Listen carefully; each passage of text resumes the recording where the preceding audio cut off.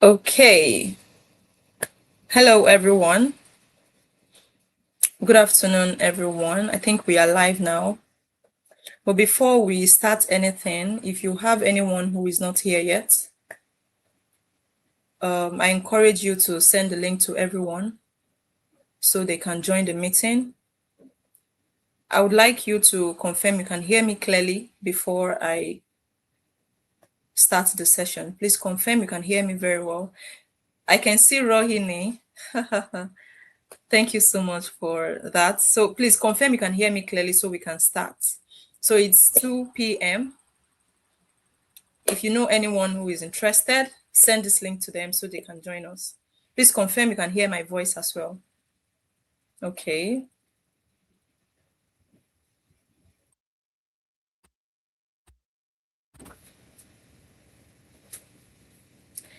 All right, you can hear me clearly. Okay, thank you so much, Samuel, for that confirmation. So because of time, today is Saturday. We are meant to rest today, but we decided to join this session. Thank you so much, everyone, for joining. Yeah, thanks for the confirmation. So once again, hello, everyone. Good afternoon, good morning, good evening, depending on where you're joining from. And welcome to today's session. I'm very, very excited that you are here. And I'm sure you are all excited as well. So whether you're joining from Nigeria, Kenya, Ghana, Ghanaian, UK, US, or anywhere else in the world, thank you so much for deciding to spend part of your Saturday with us today. I'm Esther Anagu, and it's a pleasure to welcome you to our very first Learner to Hired live masterclass.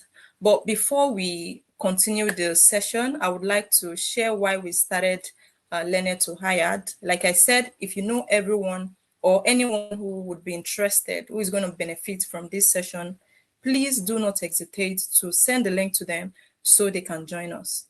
Okay, so why we decided to start Learning to Hired is because over the years I've met thousands of aspiring data professionals, and many of them have invested in countless tutorials. They've completed many tutorials. They've earned several certificates. They've learned Excel, SQL, Power BI, Python, and other data skills. They've built projects.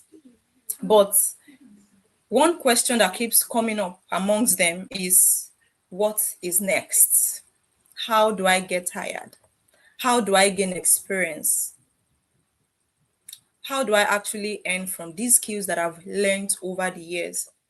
And I realized that learning the tools is just one part of the journey, but the real challenge is knowing how to turn the skills into real opportunities. And that was why we created Learning to Hire, to be like the connector between those that have earned the skills over the years and the companies that can really give them jobs, to help bridge the gap between learning and earning. So whether your goal right now is to land your first job, or to get your first freelance client, or to build a successful career in your data, this session is going to help you achieve that. And I think I would even share these stories. A few days ago, I asked my community a simple question, and that was, I told them what they would like to learn next. And many of them said they wanted to have practical sessions on Excel, SQL, Power BI. They also mentioned portfolio building, they mentioned interview preparation, and many more. And one of the options now that they selected was, how do I start freelancing and get clients? And I thought, okay, why don't I invite somebody who has actually done it, who is experienced in this part of the things that this my community needed, someone who has built a successful freelance career, someone who has worked with clients around the world and knows exactly what it takes to get started. And that's why we decided to have today's session. And so if you are very excited, I would like to know from the comments, let me know, are you excited for this session? What do you hope to gain from this session? And I promise you that it's not just going to be theoretical, it is going to be very practical.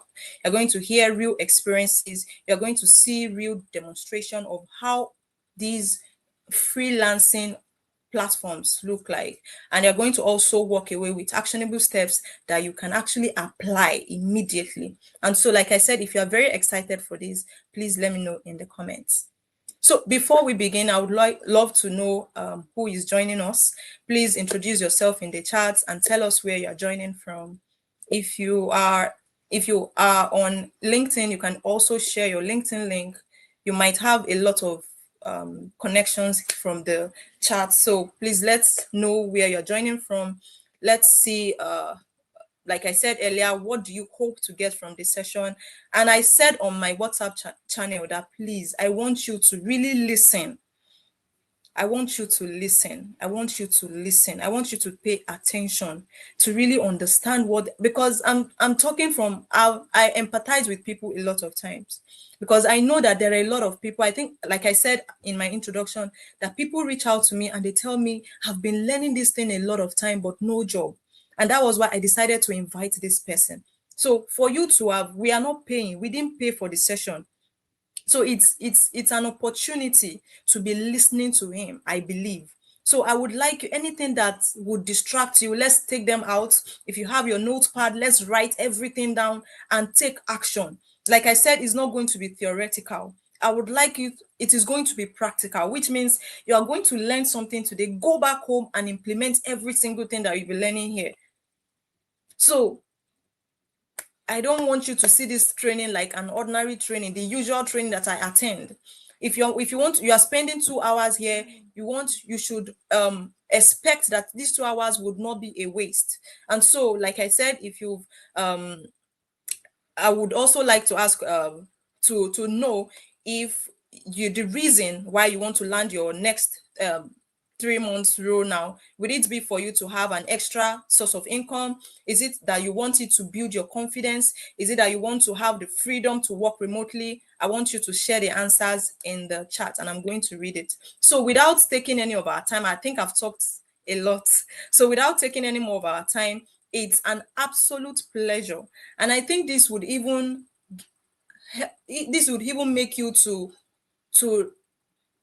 I think this would really make you to respect this person, because what I did was to go online to check for one of the best data analysts on Upwork, and his name came out.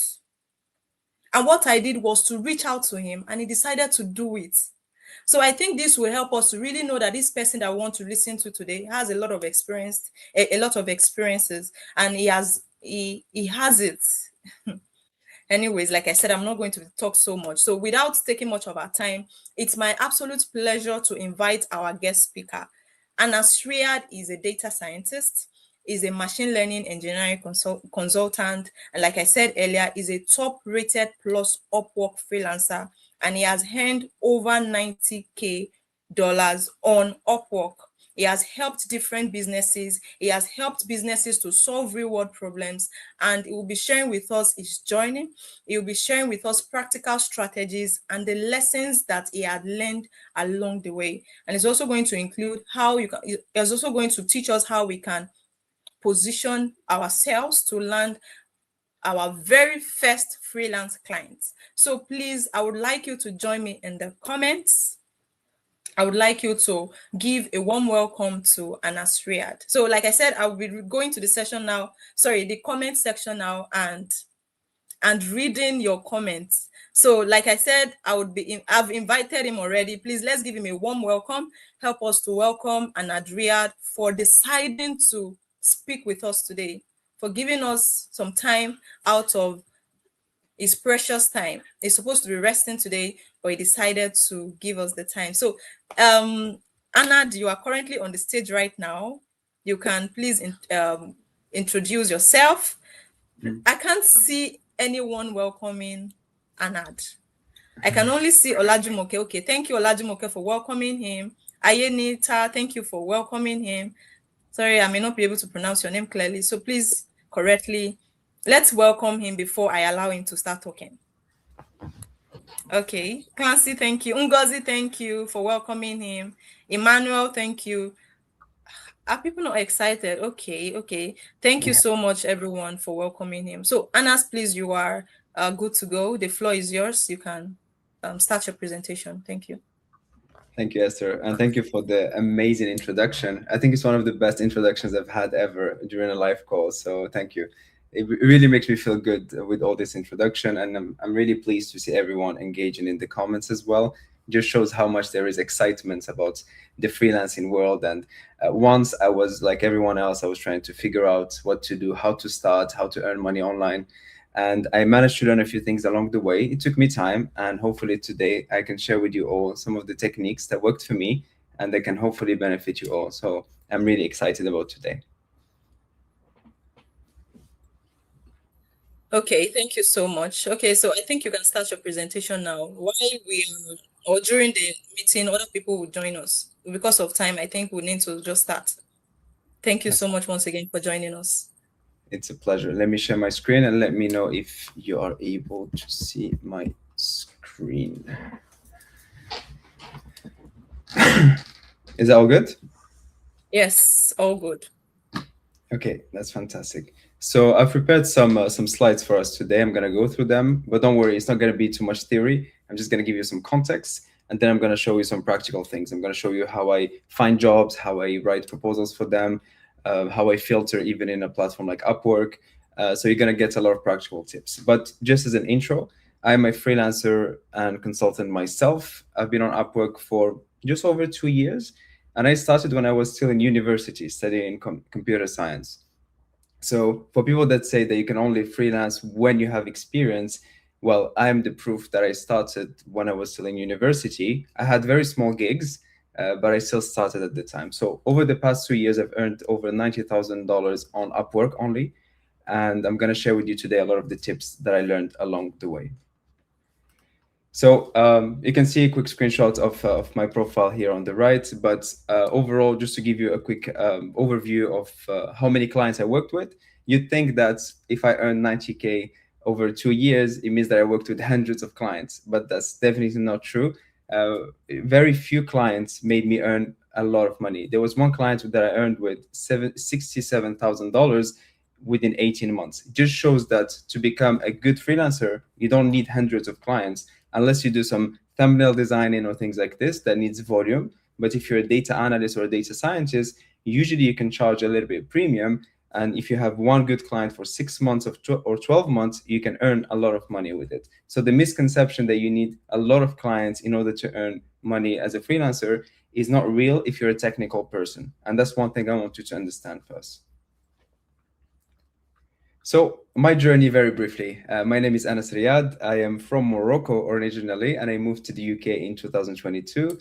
My background is automation and IT engineering. So, I was basically an engineer. I studied from 2016 to 2021, and I worked 1 year as an engineer. But then I found that it wasn't really for me. And I decided to move to the UK to study again another master's to do something that I enjoyed more is working with data and solving problems like that. So I came to the UK, started from scratch, a very new domain to me, a very new country to me. I had to learn the language in 2021 because I didn't speak much English. In Morocco, we speak French and Arabic, so English was kind of new to me. I had to figure things out. So I worked as a bartender. I worked in a stadium, was serving beers and hot dogs and all that stuff. And every time I was sat there doing those things, I was thinking, but I am overqualified for this thing. And there's nothing against being a bartender or anything like that. But I already had a master's in engineering and I was studying for another master's in computer science. And I was serving beers for other people when they go to watch a game or something like that. And I thought, okay, how can I start making money online? Is there another way for me to get started? So I spoke to a few friends, and one of them is a senior data scientist. He's based in Paris, and he told me that he was freelancing on Upwork. And for me, Upwork was just like one of those platforms where you go to find small jobs, not necessarily data science or data analytics. He told me just give it a shot, and slowly over time, you might start to earn money. In that same moment, I discovered LinkedIn around 2022. I started to write content on LinkedIn. A friend of mine told me, just put yourself out there. Don't wait until you finish university to start writing on LinkedIn. And he was so right because LinkedIn is one of those platforms that can help you get exposure, get visibility. That's how a lot of people ended up reaching out to me for a collaboration like this one because they found me on LinkedIn or they found me on, for example, on YouTube. But having visibility nowadays isn't optional. It's something that you need to have, especially if you want to convince clients to work with you. It's much easier to show them a portfolio, some YouTube videos if you have some, than just telling them that you've done some work, but there's nothing that can back it up. So ideally, if you don't have a visibility online, just consider it, because it's something that can really supercharge your career, and not just in freelancing, but your career in general. I wanted to briefly share two stories that came roughly at the same time for me. And these were big triggers that gave me a little bit of confidence in my journey as a consultant in general.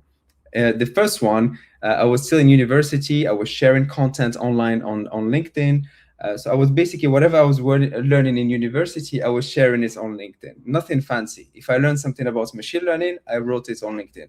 If I learned something about Python, I put it on LinkedIn, just like that. And one day I received a message from this guy called Ash Ali. And Ash Ali is an author of a book called The Unfair Advantage.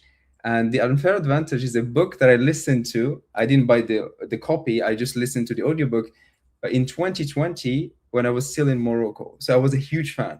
And he messaged me on LinkedIn asking me if I could help with a data science project.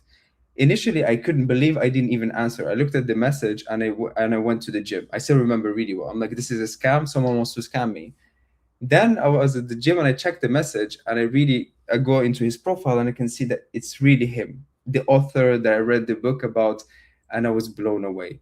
And he asked for my phone number. We spoke for 5 minutes and he offered me a mini job. It was just something to help him with. And he ended up paying me £1,800 over 5 months. It doesn't seem like much when you spread it into 5 months, but for me, it felt like millions when I received that paycheck. And it just showed me that I was still a student. I was in university. There was an author that reached out to me. Why? Because I was on LinkedIn. I was visible. When he looked into data scientists on LinkedIn, he found me. And that gave me an edge. And that's why I want to emphasize a lot about visibility, because that's something that can really make an impact for you. You know, whether it's an author, whether it's someone that you know, or a connection of a connection, but just don't let it slip, because nowadays the default is to be visible. And another story here is just a friend of mine, as I mentioned before, that told me just give Upwork a shot. Just give it a shot. And over time, you might get some gigs. It took me a few months. I've got very little earnings initially, but I needed to figure out how to find good jobs, how to write proposals, how to get my first reviews, how to negotiate, how to deliver good quality work, because I was still finishing university at the time. So these two stories came roughly at the same time, and they gave me confidence into going forward instead of doubting myself. And a big question that everyone asks, should you freelance? Some say that it's a waste of time, it's very competitive. Some say that it's changed their lives, you can work remotely. So which one is true? I would say it's a mix of both, because there are some things that make freelancing really worth it, and there are others that make it not really worth it. So it's up to you to choose which side are you on. So the things that make freelancing worth it is that you can choose your clients and your projects. So if something is not right for you, you can just say no. You set your own rate and you can raise it along the way. So for example, when I started initially, I took on any projects just to get experience and just to get some sort of income. But afterwards, I could raise my prices and even double them over time. You will never find in a normal traditional job someone that can double their income within 1, 2, or 3 years. It doesn't exist. You negotiate 5% raise, a 10% raise, a 15% raise, or you have to change your job completely for another job to be able to get a double salary. And that's not even possible. But with freelancing, as long as you prove that you're good and you get paid, let's say $15 an hour, within 1 year, after a few projects, you can double it to 30, and no one will question you as long as you can deliver. Plus, you can work from anywhere on your own hours. And that's what people like. They like the remote life. I've been working remotely for now over 2 years, and I know how it feels to have control over your schedule and being flexible. And that feels good. It's not for everyone. Some people like going to the office and meeting with people, and sometimes it feels lonely, but that's a choice that you can make. Only you can make. No one can make it for you. But the not so fancy part of being a freelancer is that income is not steady. You might have times where you don't have a project, so you don't have income, but you still have the rent to pay for, you still have the bills to pay for. If you have kids, you still have kids, school, clothes, whatever to pay for. So it doesn't give you the stability that you can have in a normal job. You can have gaps between the contracts, and also you have to deal with your own taxes, accountants, staff, negotiation. If you have to refund something, you have to do it yourself. And the worst one is that you don't get any sick pay, no holiday pay, no safety net. You become basically like a business, and you need to run your freelancing as a business. So an advice that I can give you if you're thinking of doing freelancing is don't quit your job if you have one and directly try to become a freelancer. Start alongside your job.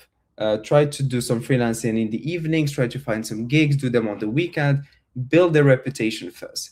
Don't rush it, because even if I share with you all my techniques, it doesn't mean that tomorrow you're gonna start making 10,000 a month. It just doesn't work like that. It takes time for people to trust you. And if you right now already have a job, don't throw it away for a promise of remote work and freelancing. Take your time, build a reputation, and then slowly, if you want to transition, do it. So I thought this reality check is something that people need to hear, because freelancing is not just glamorous. You have to be careful. So why did I go all in on freelancing? I could have also pursued the normal path of having a full-time job, and I was qualified for it. So why not? When I finished university here in the UK, I managed to get a job after roughly 3 to 4 months of graduation. I got a data scientist job, and 9 or 10 months later, I was made redundant. I lost my job. And I lost my job because the company was downsizing, and I was one of the new hires. So they literally just got rid of me at the time. And it was a big kick in the teeth at the time. It really bothered me. I thought I wasn't good enough. If I lost my first job after 10 months, what will other companies think of me? And I started to lose a little bit of that confidence. But luckily, since before that job, I was doing a little bit of freelancing and things, I thought, okay, let me revert back to freelancing. I've already had a few reviews on Upwork. I already worked with a few clients. I was still active on LinkedIn. I never stopped being active on LinkedIn. So I went and I started to apply for a few gigs. And 1 month after that, I got a small gig that earned me a few $1,000s. And after 3 months of losing my job, or 2 months roughly, I managed to get a contract that I earned over $67,000 within 18 months. Life had it all planned for me. I just needed to believe in myself and not lose hope. So losing my job, if you think about it, was one of the best things that happened to me, because I managed to bounce back even better. So this is how I got into becoming more of like a full-time freelancer and content creator as well. As I mentioned earlier, as a freelancer, you don't necessarily need 20 clients unless you sell something for very cheap, like a very cheap service, as I told you earlier, like making thumbnails or things like this, where you need volume. As a data analyst or a data scientist or machine learning engineer, you charge 20, 30, 50, 70, hundreds of dollars per hour sometimes, depending on your level, seniority, the clients you work with. We're going to get into that, of course. So you don't need 20 clients. You just need a select few that pay well, that you can work with long term. And this is the thing I want you to start recognizing as freelancing, is that you don't need hundreds of clients. So that's one thing. That's one thing I wanted you to be aware, because I had one client that I earned over $60,000. I would have never imagined that to be possible, but it was. Plus, I could still do my content creation. I could still take on other clients if I wanted to. I was still flexible because I was a freelancer. I wasn't like tied to someone with like a contract and things like this. But when I was ill or I didn't work, I wasn't paid for it. So always keep those in mind. So it would be important to now start getting into it a little bit. So I gave you context. All this up until now is context. If you have any questions, please just drop them in the comments, and Esther will reflect them back to me. But I'm gonna get into more showing you things now. You got the context. What is freelancing? Is it for you? And all this, the storytelling. But now we're gonna get into real stuff. So the question that a lot of you might be asking is, I have no clients. I have no freelancing earning. I've never done this before. How can I get started? So throughout the rest of this presentation, I'm going to be referring to Upwork because that's where I have experience. I don't want to speak about another platform because I've never used it. So I'd rather just tell you the platform that I used. So when I started on Upwork, I had zero earnings and I had zero reviews. So if I show you my profile in here, so an Upwork profile will look like this. Basically, you have your name, you have a picture, you have this job success score, top rated, and you have the earnings in here. So when you just get started, you basically have $0 and you have zero jobs, and basically you're just starting from zero. You don't have any reviews. And that's problematic because when you apply for a job, what happens is that the clients that looks into everyone, they can see how much you have in earnings, and they can also see how much you have in reviews. And when they see 0, 0, it doesn't give a very good indication about your capabilities. It doesn't sell you. Imagine that you are hiring someone for a job. I don't know, you have a YouTube channel and you need a video editor, and you have 25 applications, 25 people applying for that role. Some of them have $0 and zero reviews. Would you hire them even if the proposal looks good? It's very unlikely. And that's, I understand the issue. And that's why I had a solution for it. So this one I want to share with you. So this one is not really cheating on the platform, but it's a way for you to get started. It's a way for you to help yourself in a way. So what I did is I asked my wife. She used to be my girlfriend at the time, but now she's my wife. And the friend that told me to start on Upwork to create two small projects for me. They had a Upwork client account. So on Upwork, you're either a client or a freelancer. So they had a Upwork client account, and they created two projects for me. It were very small, and I delivered some sort of work for them. Like for my wife, I just helped her with a small business she had, and for my friend, I just helped him with something, and they paid me for that. I sent them the money back. So it was between me and them, it was agreed upon. So they created a project, I delivered small work, and I sent them back the money, and they gave me both of them 5-star reviews and a nice review with it. And then what happened is that on Upwork, I had $200 or $300, and I had 2 5-star reviews. So that was already giving me a little push to get started. Some people might say this is cheating. I'm just saying that initially you have to help yourself in a way. Upwork doesn't allow people usually to create fake jobs. So ideally, try to ask a friend or someone from family about something that you can literally help them with, even if it's very small, but something a bit real, so that Upwork doesn't flag it as being cheating. So that's how we can get that initial push. And I call it, in my course, I call it the cold start. The cold start because you start from zero and you want that little push so that on Upwork, you don't look like someone that has nothing. It's like if you are on YouTube and you have the first 100 subscribers and the first 10 videos, it just shows that, okay, I can trust this person a little bit. It's better than someone with 0 videos, 0 subscribers, and not even a profile image. You know what I mean? It's just that getting ahead a little bit. Now I want to look into each part of what makes your profile good. So there will be 3 main sections. The first one will be to optimize your profile, because that's very important. The clients see your profile, and your profile needs to be like a sales page. Let me show you the profile again. So this is what the profile looks like. So when you apply for a job, what the clients will see, they gotta see quickly how much you've earned. They can see this top-rated plus, they can see the reviews, and then they can see the beginning of your profile. And if they click on see more, then they can see your full profile. And your profile here, especially the description, needs to do 2 things. And I'm gonna show you in here. You can see at the bottom. A good profile serves 2 purposes. The first one is that the client, when you apply, they can see it as a sales page. You try to convince them that you're the right person for that job. And the second purpose is for people to find you organically. Some clients, they go on Upwork and they literally just type on the search bar data analyst or data analyst Power BI or something like this. And ideally, if your profile is optimized, you could rank within those people that the client is looking for. So it serves 2 purposes. One is for clients to find you organically, and 2 is when you apply for jobs, for the clients to be convinced that you have the abilities to perform. So there's this framework that I got from a friend of mine. His name is Bilal Asif, and it's called clients. And this is how you can structure your proposals when you apply. This is how you can structure your profile. So the first part is to capture the intention. Like, who are you? In my case, I'm data analyst, machine learning engineer, and things like this. It's the first paragraph that you see.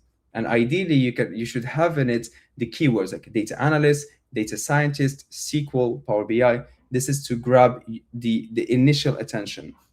Then you can list the skills, which is L. You can list the skills, for example, you know how to use SQL, Python, Power BI, certain libraries, Excel. You can list them all. Then you try to instill some trust. And here, for example, when you just get started, you don't have to fabricate numbers. You can just say the projects that you've worked on. If you work with the client, you can just mention how good it was and things like this. For example, in my case, I have a few 5-star reviews. I'm a top-rated plus Upwork freelancer, so I add them all in there. These just add a little bit of trust and authority, so that clients, when they look at that, they're like, okay, maybe this person is worth trusting and speaking to. The next point here is E, which is explaining the value. Basically explaining what do you get working with me. And that's the section there that you see what you'll get working with me. You can just say, as a data analyst, I am a real problem solver. I respond very quickly. I am adaptable, all the qualities about who you are. The N is narrate the experience. Here, basically what I do is I just add some clients' testimonials. I just add them there. And just so you know, you don't have to have all these things, especially when you just get started. It's fine. But if you have any client that you worked with that were happy with your results, even if they just message you on the phone, you can literally copy that and put it into your profile description as well. And that is a testimonial. You can add it. Anything that can add trust is something that is relevant to put in your profile description. And the last one there is just tell your story. And this is like the personal part. For example, I have there, I'm a football fan. For example, I love Real Madrid. I'm a tennis fan. I play tennis. I watch mangas, for example, One Piece. This is just a little bit of a fun bit about who I am, but I will never start with it at the top. This is just in the end to show that there is a human side behind the freelancer. It's not just the freelancer executor, the robot. There is more to it. So if you're just starting out, and again, I'm sharing this about Upwork because I use it, but you can use these techniques in other freelancing platforms. It doesn't have to be applied on Upwork necessarily. If you use Fiverr, if you use TopTal, there are other platforms, you can reuse the same thing. So this is applicable to you. What does the algorithm actually reward? A few things. You have to have good job success score, which means that you delivered some projects and you deliver them well. For example, if you're just starting and you've created 2 projects with your friends and you delivered them, that's 100% job success score. So you start from the good angle. Responsiveness. When you speak to a client, try to respond quickly, because Upwork, for example, they track the responsiveness, and that's quite important. The earnings history, this accumulates over time. So for example, if you're just starting out today, comparing to someone that is a little bit ahead like myself, obviously I have more earnings, and obviously a client will find working with me a little bit more attractive than with you. And that's not a problem, that's just reality. Imagine sometimes, put yourself in the shoe of the client and think of, who am I going to hire?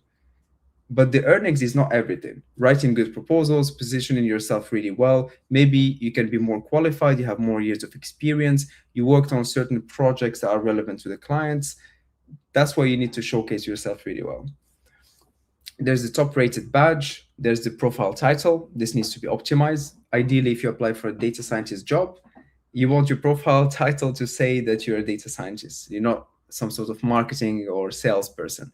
So that's something to be aware of. And available now. The clients need to know that you are available as well. So filters. So if I go on Upwork and if I look into, this is the homepage. In the homepage of Upwork, and you'll see something quite similar in other platforms as well, you're going to see that it already suggests some jobs for me. And there are some things that I want us to look into. So let's say I'm going to look into data analyst job.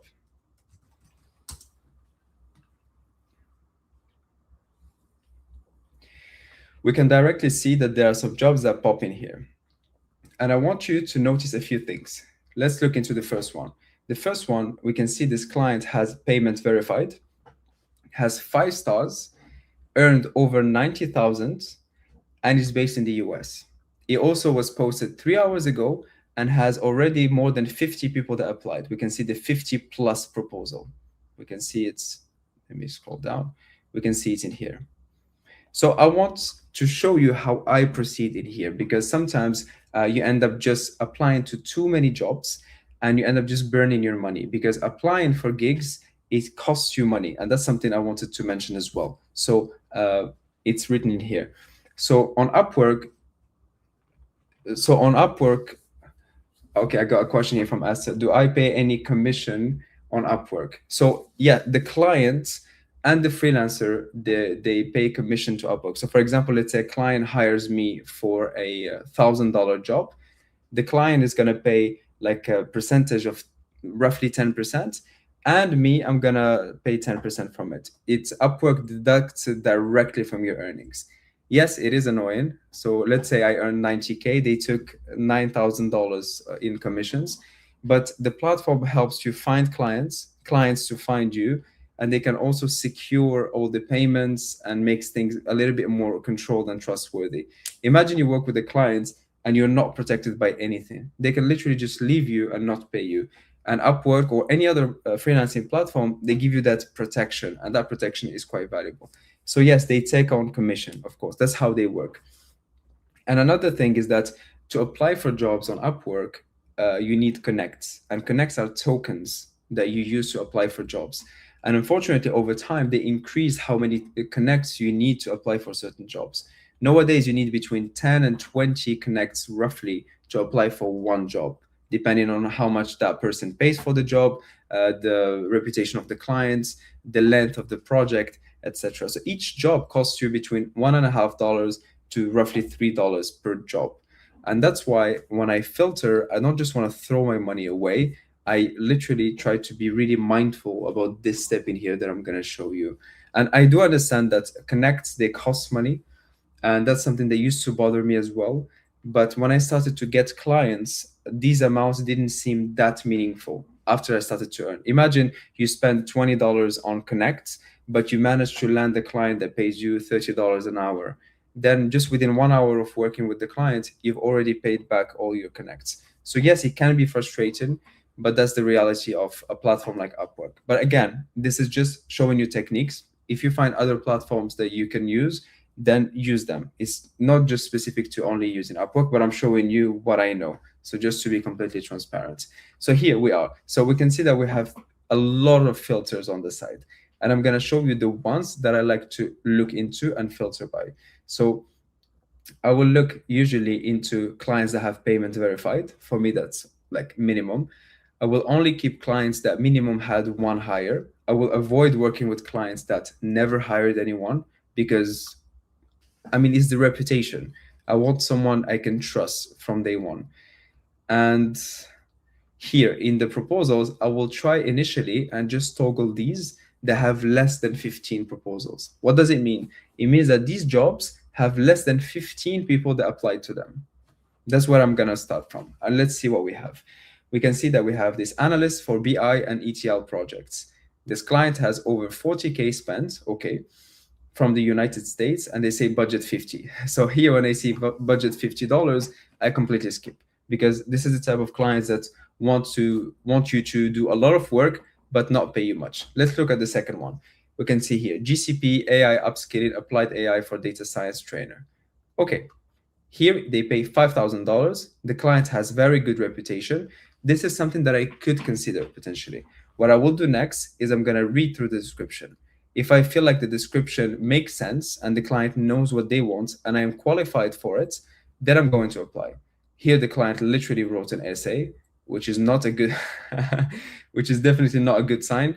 But that's why it's important to read through the description as well. Let's look at this one. Sales and pricing analysts, also based in the US.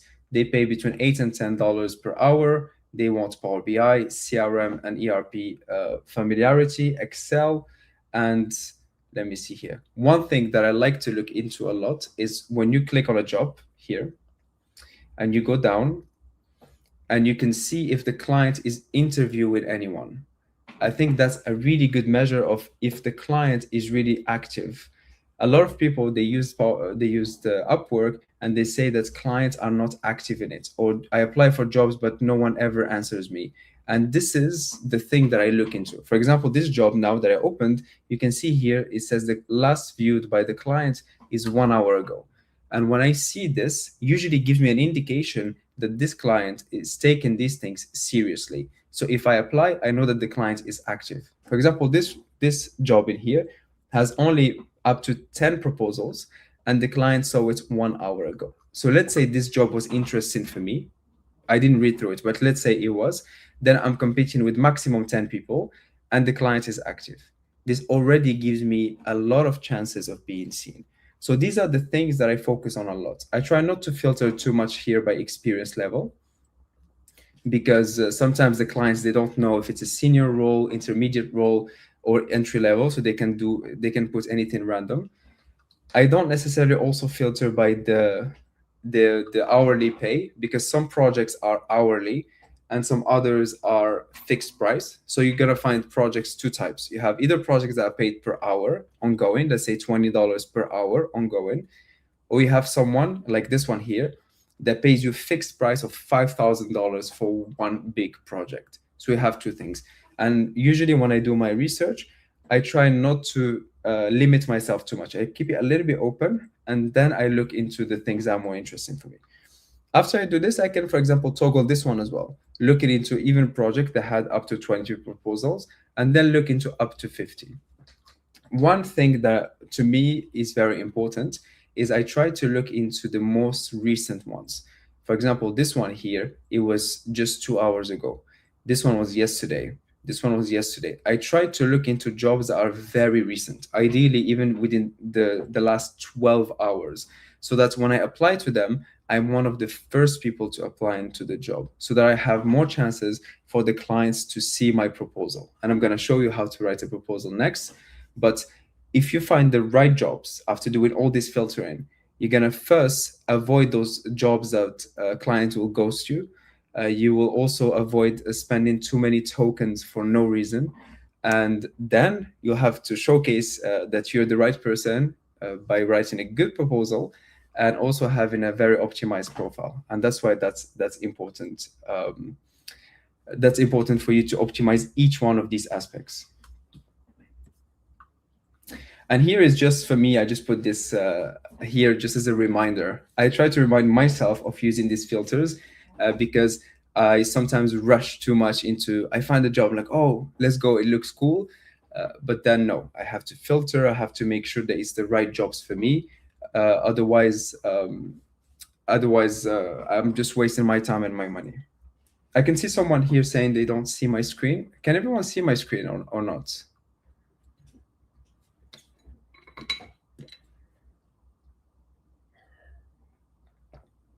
Can anyone confirm if they can see my screen?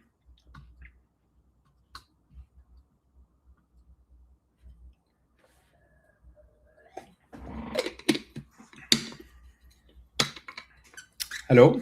Okay, yes, we can see your screen. I can see your screen, and I believe others can also see your screen. Okay, that's good, because someone commented, I just thought maybe, okay, that's great. I think we should, yeah. Okay, so I will keep going. So a few red flags when you're looking for jobs is clients that have low rating or bad reviews. Just try to avoid them. You know, treat it as when you try to buy something from the internet. When you go on Amazon or eBay or whatever platform, you avoid clients that have really bad reviews. Do the same with freelancing. Don't give them a chance. Don't think, okay, I'll just rather work with someone like this just to earn some money, because you will end up just putting yourself in trouble and your reputation is at stake as well. Avoid briefs that are very confusing and that even the client doesn't understand what they need, because if they don't understand what they need, how will you understand for them? If it's vague, try to avoid it.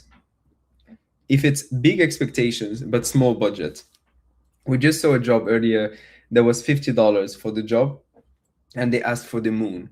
Avoid those clients because they don't know what they want and they try to overcharge you for doing they underprice you for a lot of work. Avoid those types of clients at all costs because you need to value your work. You're delivering really high quality work that usually helps the business make some sort of informed decisions or make extra revenue or save some costs. So these are very important things that you need to consider. Yes, I see a question there. Does it mean that you need to pay to apply for jobs on Upwork? Yes, unfortunately. So what you do, or what I do anyway, is I buy like a pack of 100 connects for $15, and I try to use those to apply for jobs. So not every jobs you have to pay, but you buy like tokens, and you use those tokens to apply for jobs. Here also avoid clients that have no spending history or no verified payments. So basically, this is just the basic stuff. As soon as you feel like it's dodgy, just trust your gut and avoid it. Don't put yourself in scammy situations where you're gonna regret it. Work with clients that have good reputation, good reviews, good earnings, that understand what they want, then apply for the job, ideally as early as possible for it. So here, with the clients, after the contact, there are a few warning signs, and this is just usually you will feel it by yourself, but try not to be a little bit too optimistic with certain clients. Sometimes, if they agree on something and then they start to add more work, or they tell you let's do a free trial without agreeing on it initially, or they are quite aggressive in the way they approach the communication and they put pressure on you, or the requirements change completely. They tell you to do one task and then afterwards they try to charge you for a lot of things. Uh, or they try to ask you to leave Upwork so that you can work externally. All these things usually are red flags, and you need to be very careful with them. Of course, if you feel like the company has a good reputation and things like this, okay. But it happened to me before that someone asked me to go outside of the platform and they ended up not paying me. They paid me just a fraction of the money in Upwork, and the rest outside of the platform, they didn't pay me for it. And usually Upwork, they tell you not to do those things because it's against the rules of the platform. And I still did it because I thought I could save myself 10% of commissions and things like this, but I ended up regretting it. I sometimes think that I still prefer giving away 10% commission than not being paid at all. So these are things that you need to be aware of, and it's not to scare you, it's just to be so that you're smart about how you approach it. You, as a freelancer, if you decide to freelance, you are like a business owner. You need to handle things as a business, and as a business you try to avoid dodgy clients, you try to avoid things that can make you waste your time and waste your money. Yeah, now we can get to the cover letter. So I have these 5 steps that I follow to write a good cover letter. And what is a cover letter anyway? Is when you go on Upwork and you try to apply, let's say I click on this job in here. And if I click on this button here, apply now, it will take me to the proposal page where I can submit the pricing. And it can also here, it gives me this part here to write a cover letter. Basically, a cover letter or proposal is how you're going to convince that client that you are the right person. And this is very important because this is exactly what will either make you get the job or will make the client just swipe past and continue to another freelancer. Yes, Esther, do you have Okay. more? Yeah, I have a question in the comments. Of course.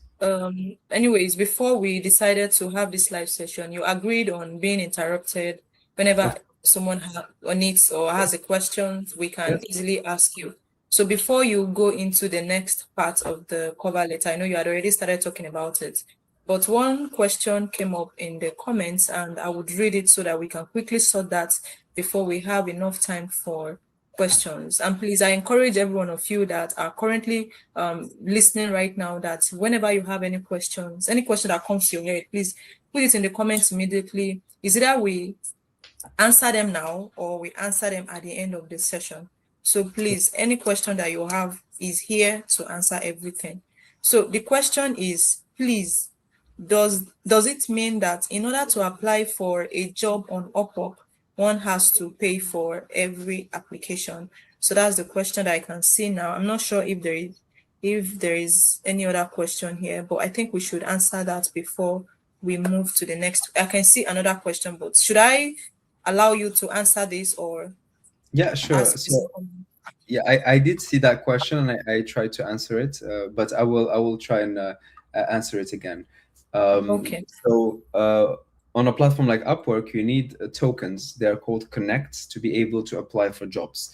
And if I revert back to this slide here, uh, so when you apply for a job, it tells you from the start how many connects you need to apply for that specific job, which means that you need to buy those connects first to be able to apply for jobs.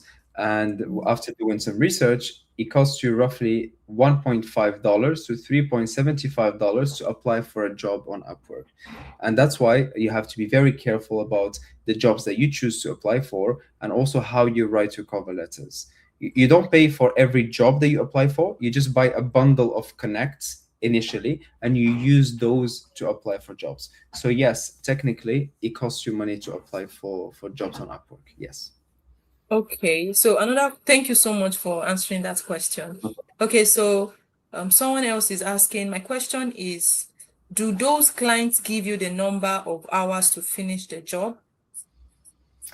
So it depends. So the clients initially, they either hire you to work on an hourly basis or they hire you to perform a certain project from A to Z. So let's say, just to give you an example, let's say you're a data analyst and the client needs you for the next 3 months to work 20 hours per week. So you agree from the start, you're going to work 20 hours per week for 3 months. And another client just comes to you, they're like, hey, I just need this data analyzed and I will pay you $500 to do it. And you have 1 week to do it. So they agree with you from the start. The first one, they will pay you for every hour of work.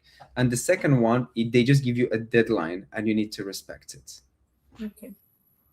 Okay. Thank you for that. I think lastly, let me just quickly ask this before I allow you to go ahead. So someone asked, when should you really consider freelancing, especially for beginners? Is it during the learning phase? Let's say you just covered Excel, Power BI tool, and SQL and Python, or is it after I'm done learning that I can start considering freelancing?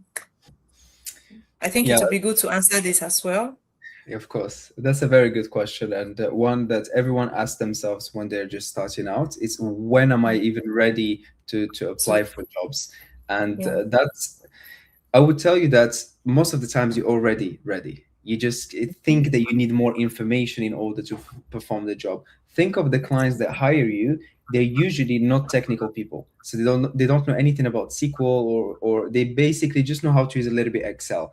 So you already position yourself as someone that can help.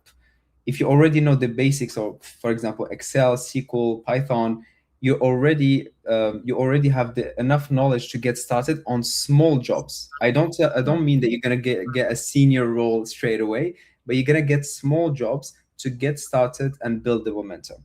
As I mentioned in the intro, I started freelancing when I was still in university. I had 0 years of experience at the time in that field. I had experience in engineering, which wasn't relevant, but in data analytics, I had zero. And I still told them that I could do the job, and I did it in my own way. So I think if you know some basics, just start looking for gigs because those gigs are going to turn into experience that you can use afterwards as well.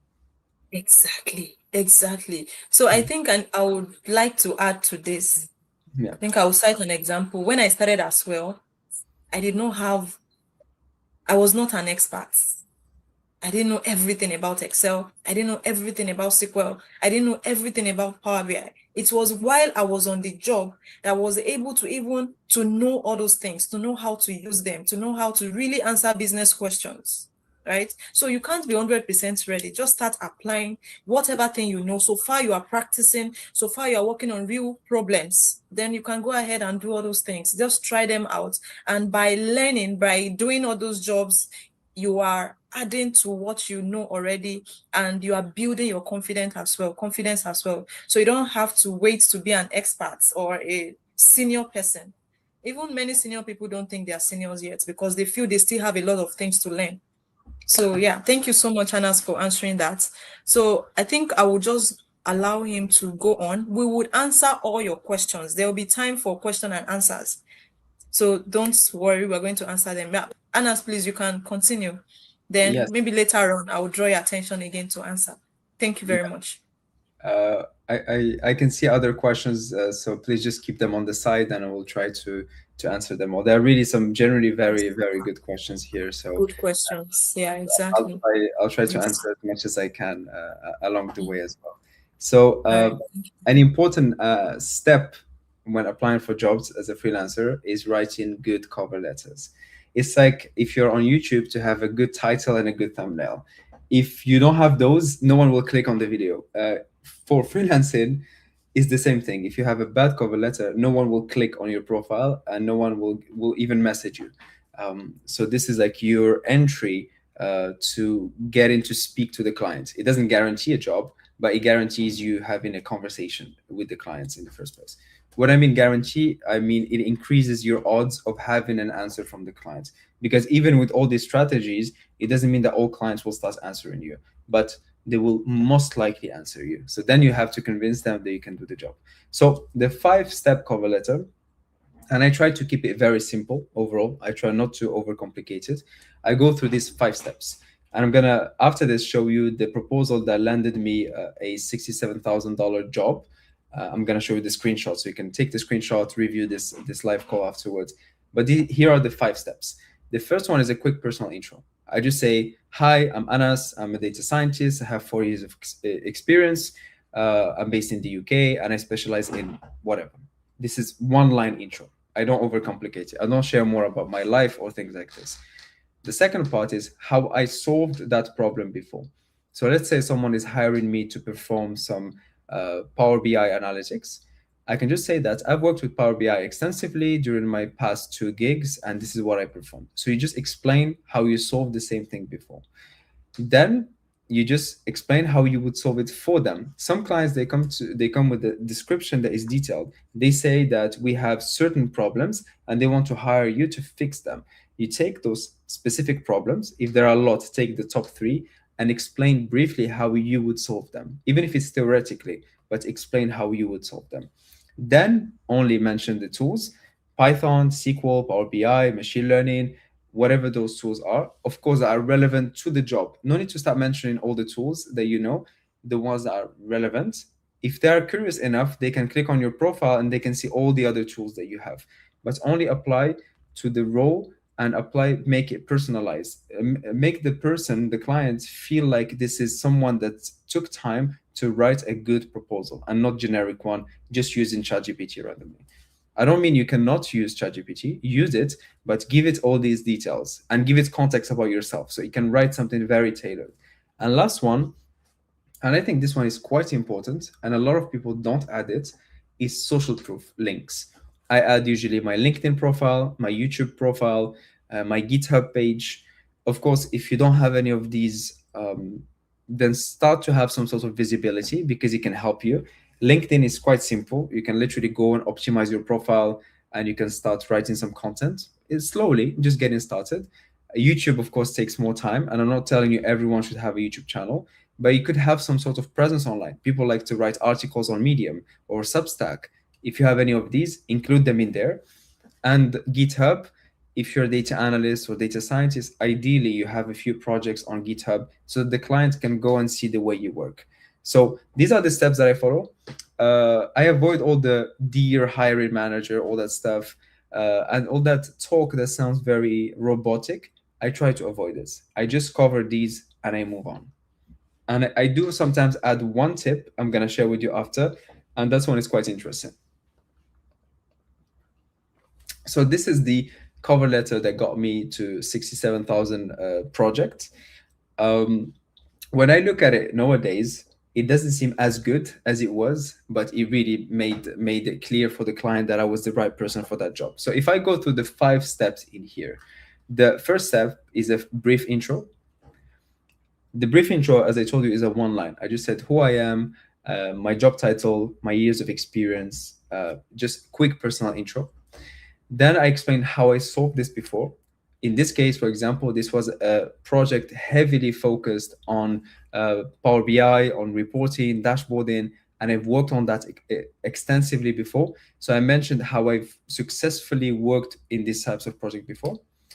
Then I mentioned how I would solve it for them. I showcased to them some previous projects where I've done over 200 dashboards that I created for my previous job, the tools that I've used. And since I saw in the job description that they used Power BI and they used Microsoft, I tried to use those keywords a lot. I mentioned that I'm good at those things, and I was at the time. Then I added the tools, which were Power BI, Microsoft, SQL, Python, etc. And then in the end, social proof links. So as you can see, it doesn't have to be like very complicated. And this cover letter, nowadays I write cover letters that are even shorter than this a little bit. This one I felt like I added a lot of detail in it, but because I had some things to say, I had relevant experience to say. If I didn't have, I will cut it a little bit shorter. I will not lie. If I didn't have a specific experience on that, what they're asking for, I will just link a project that I worked on. And this could also do the trick. So a cover letter is the entry that you give yourself to be able to speak to the client and try to convince them afterwards that you're the right person for the job. The bonus that I told you is the Loom play. I don't know if you are familiar with Loom. Loom is basically a software where you can record yourself speaking, or you can record yourself and the screen. So you can like presenting something. It's free to get started. Anyway, it give you, I think, 25 videos of 5 minutes for free. And basically what I do for the jobs that I really like the top 5% of jobs, I just record myself very quickly and I send them the video on top of the cover letter. So for example, here, I would just before the links, LinkedIn and YouTube, I will add, here is a Loom intro video. And this one, maybe it works. Sometimes it doesn't work, but it gives that little bit of human touch. Imagine you're trying to hire someone and you have 10 candidates and 3 of them, all of them look very qualified for that specific job. They convinced you. One of them had a Loom video. When you click on it, you can see someone's face. You can hear them. When you can see someone and hear them, usually you trust them a little bit more than the others, because the others, they're just a bunch of cover letters and there is nothing that there's no human connection, no attachment. But when they see a short video of yourself, it can make them think, okay, I will give this person a chance and speak to them further.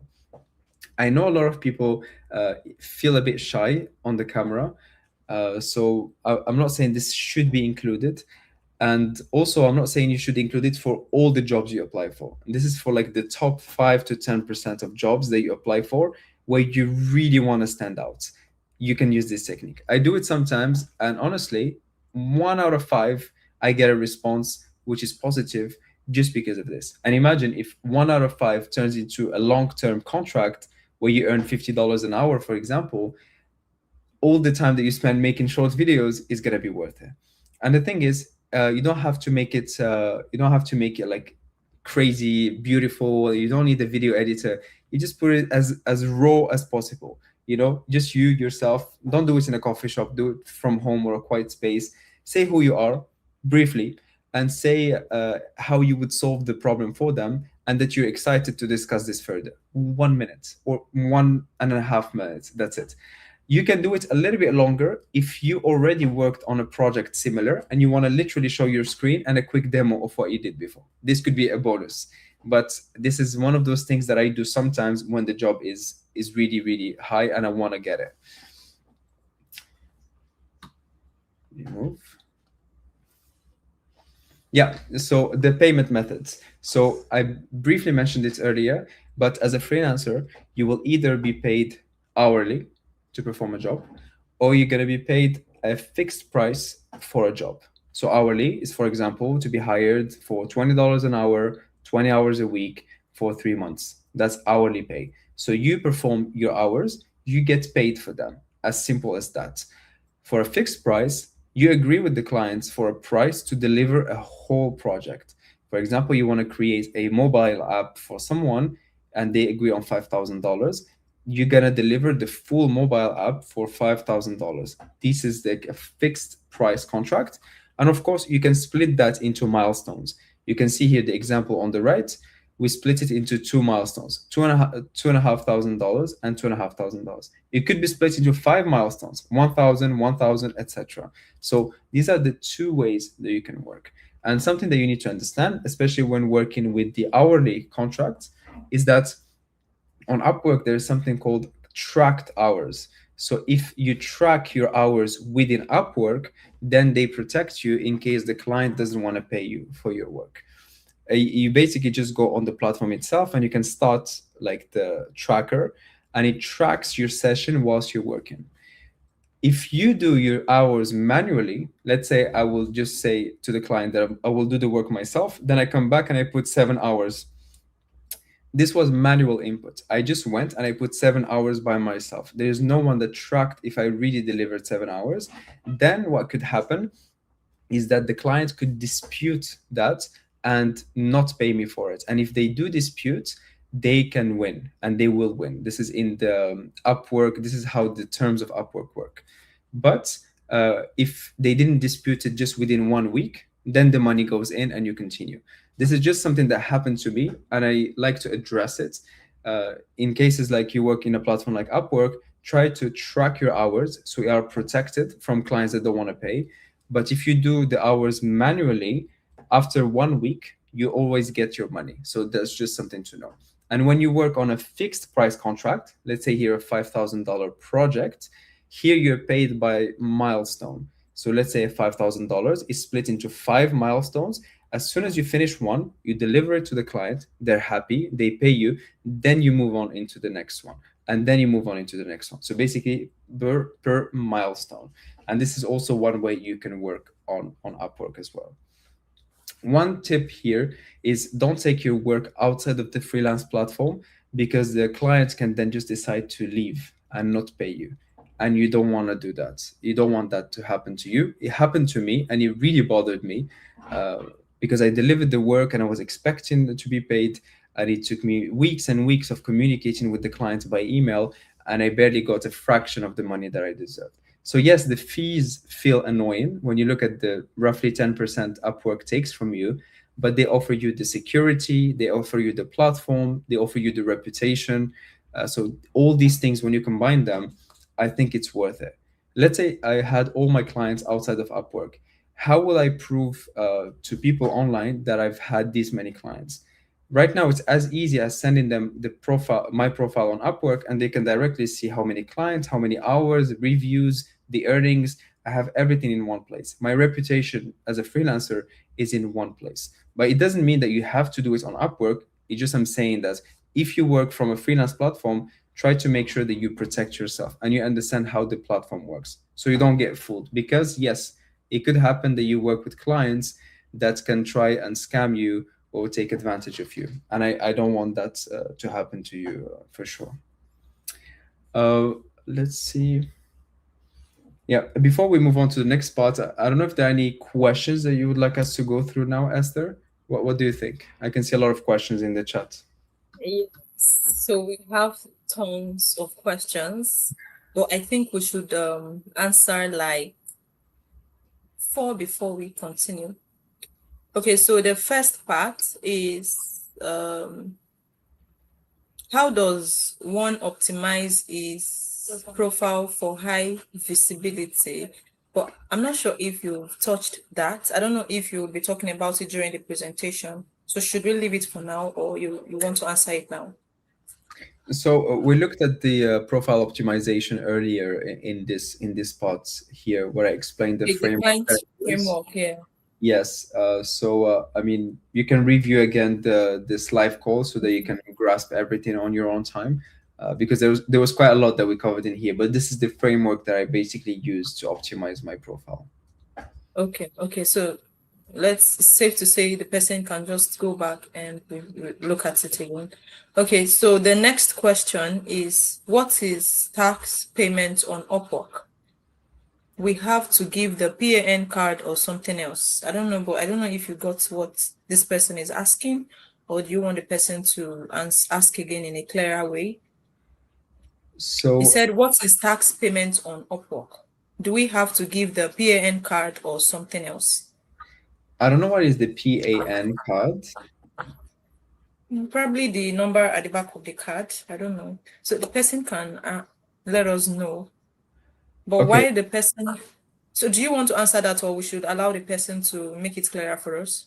Yeah, so the way Upwork works is that you set up your profile, you put your card, your credit card or your debit card on Upwork so that you can receive your payments on your bank account.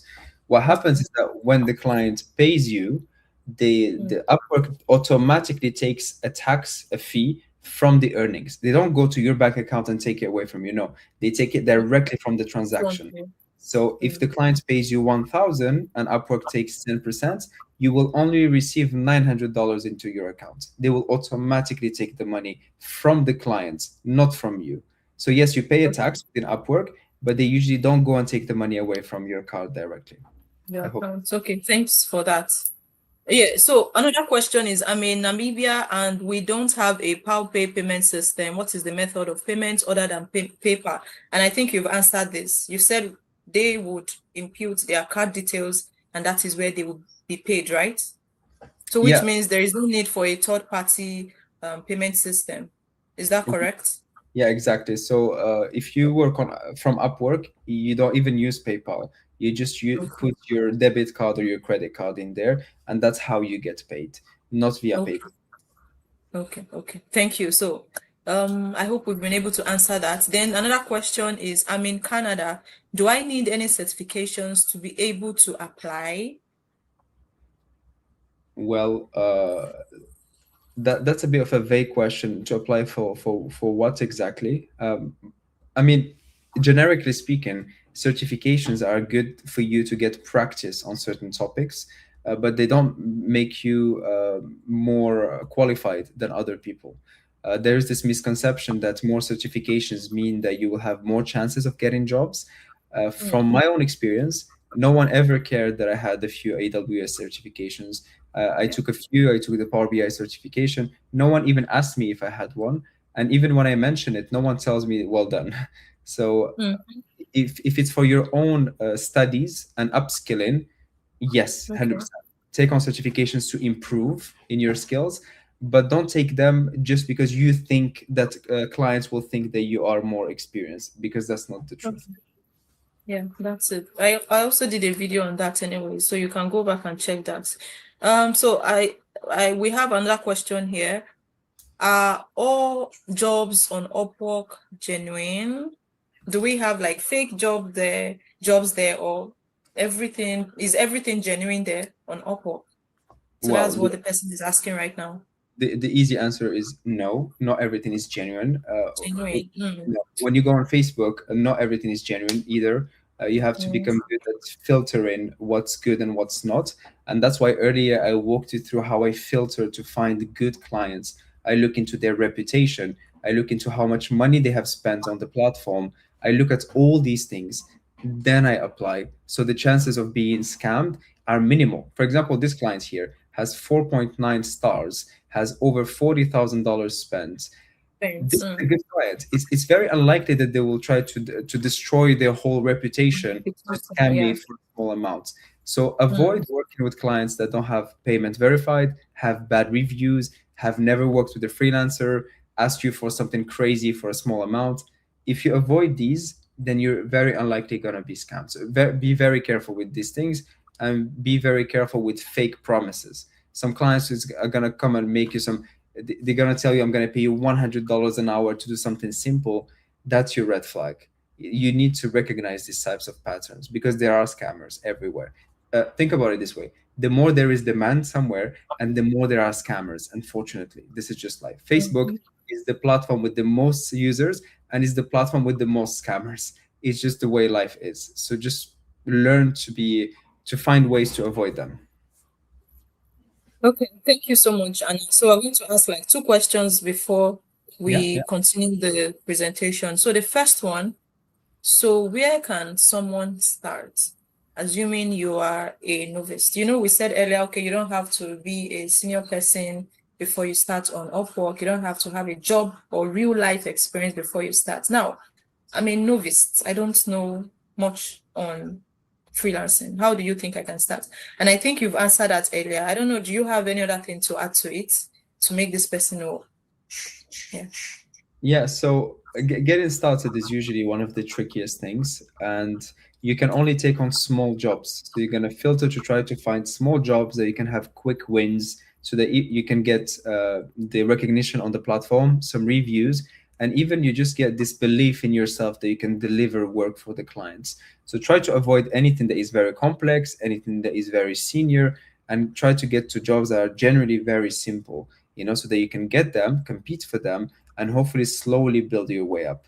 The first jobs that I got on Upwork for the first 6 months, they were all jobs under $600 or $700 maximum. Even if I had to deliver within weeks, because that's all I could get. I wasn't good enough. I didn't even lie. I just saying, hey, I'm studying my master's. I've delivered these projects, but I deeply believe that I can solve this problem for you. And with a good proposal, and then convincing the client on a call, I managed to get a few jobs. For them, it was a bargain because they made me work for like equivalent of $5,000 and they only give me 500. So for them, I was like a discount. But for me, it was experience, and I was Experience just for you. starting Yeah. out. I would even rather work for very little initially just to build the reputation, and then I start to charge premium. So that's what I would advise you. Okay. Okay. Thank you. So lastly, think what happened in the course of the job your client gave a bad review. You talked about clients giving review earlier. So what if someone gives me a bad review? What happens? Yeah, that's a very important one, and that's one of the ones where you need to early on choose to work with good clients with a good reputation and avoid red flags. We spoke earlier briefly about the red flags. Let me see. Yeah. Well, why is it not showing here? Just want to show it briefly here.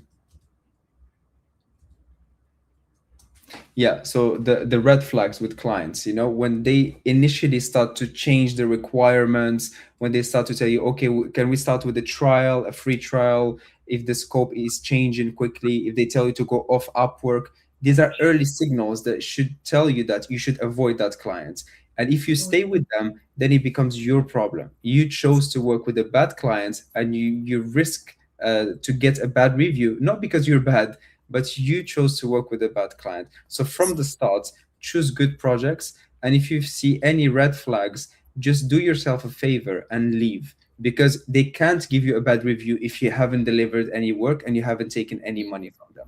To give you an example, this year in February, a person contacted me on Upwork to create a course on data analytics for them, for their platform. It's a platform like Udemy.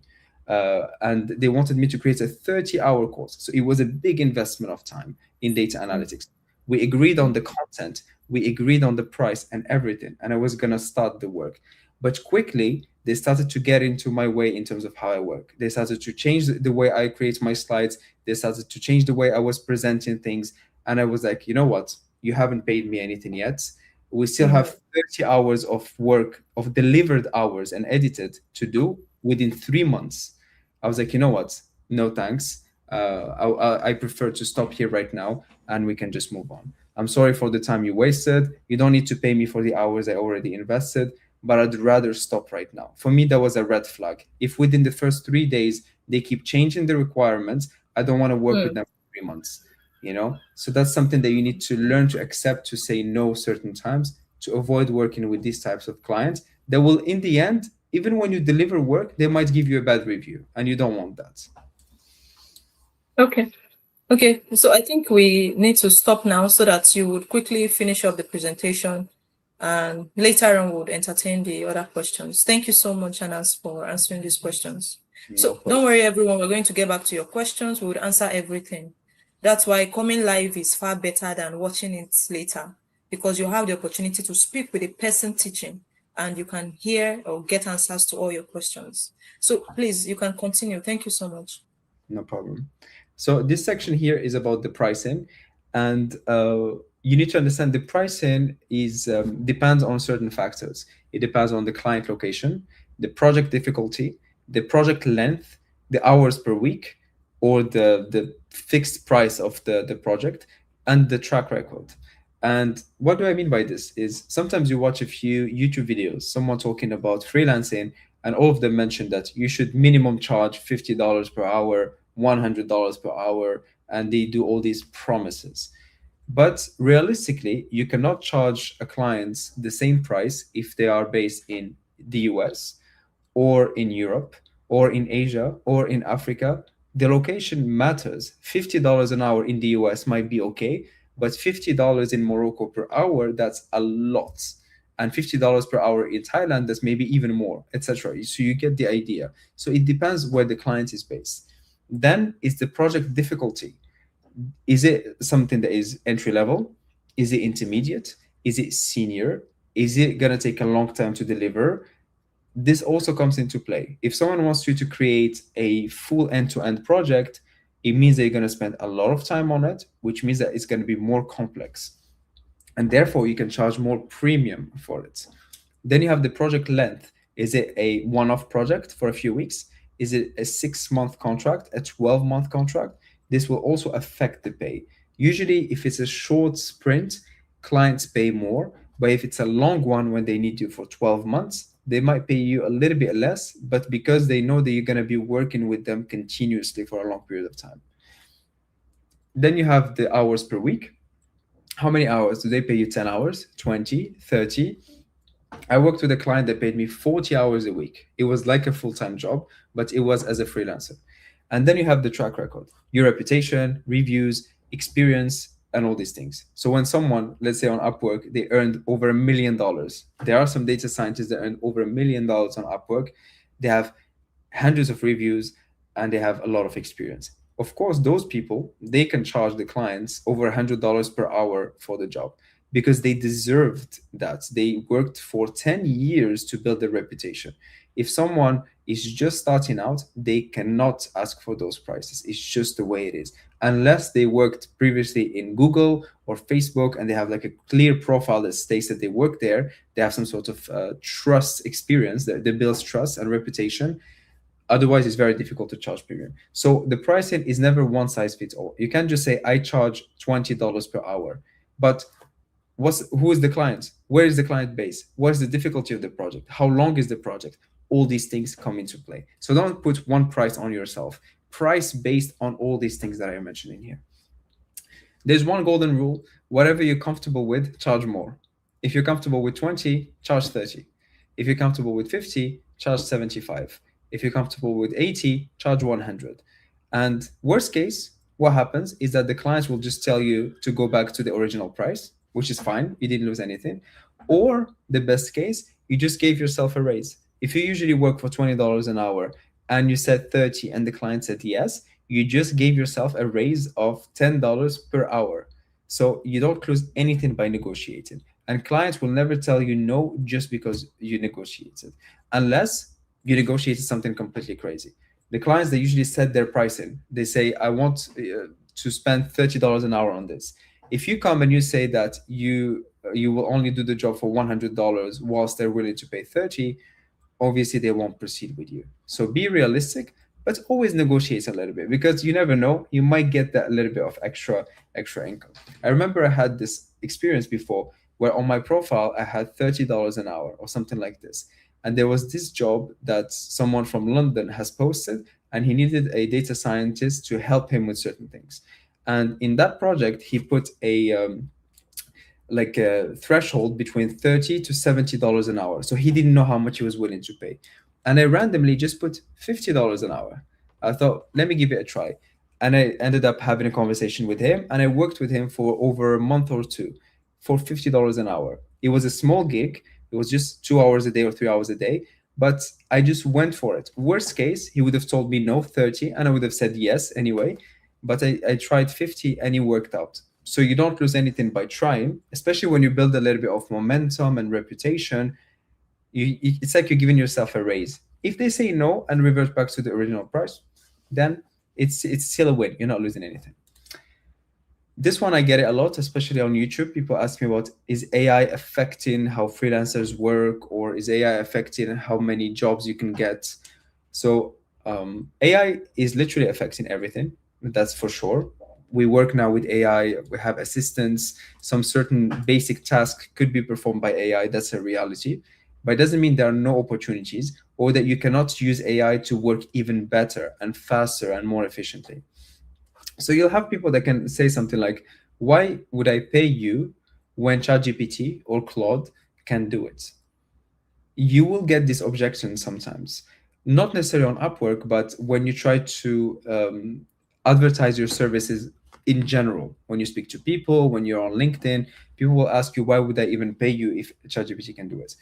ChatGPT or AI in general cannot do a lot of things yet. One of them, for example, is it cannot run a discovery call with the clients and work out the actual needs. You still can do that. You still have to sit with the clients, understand their needs, and then plan how you're going to deliver the solution for them. This is still, you have to do it anyway.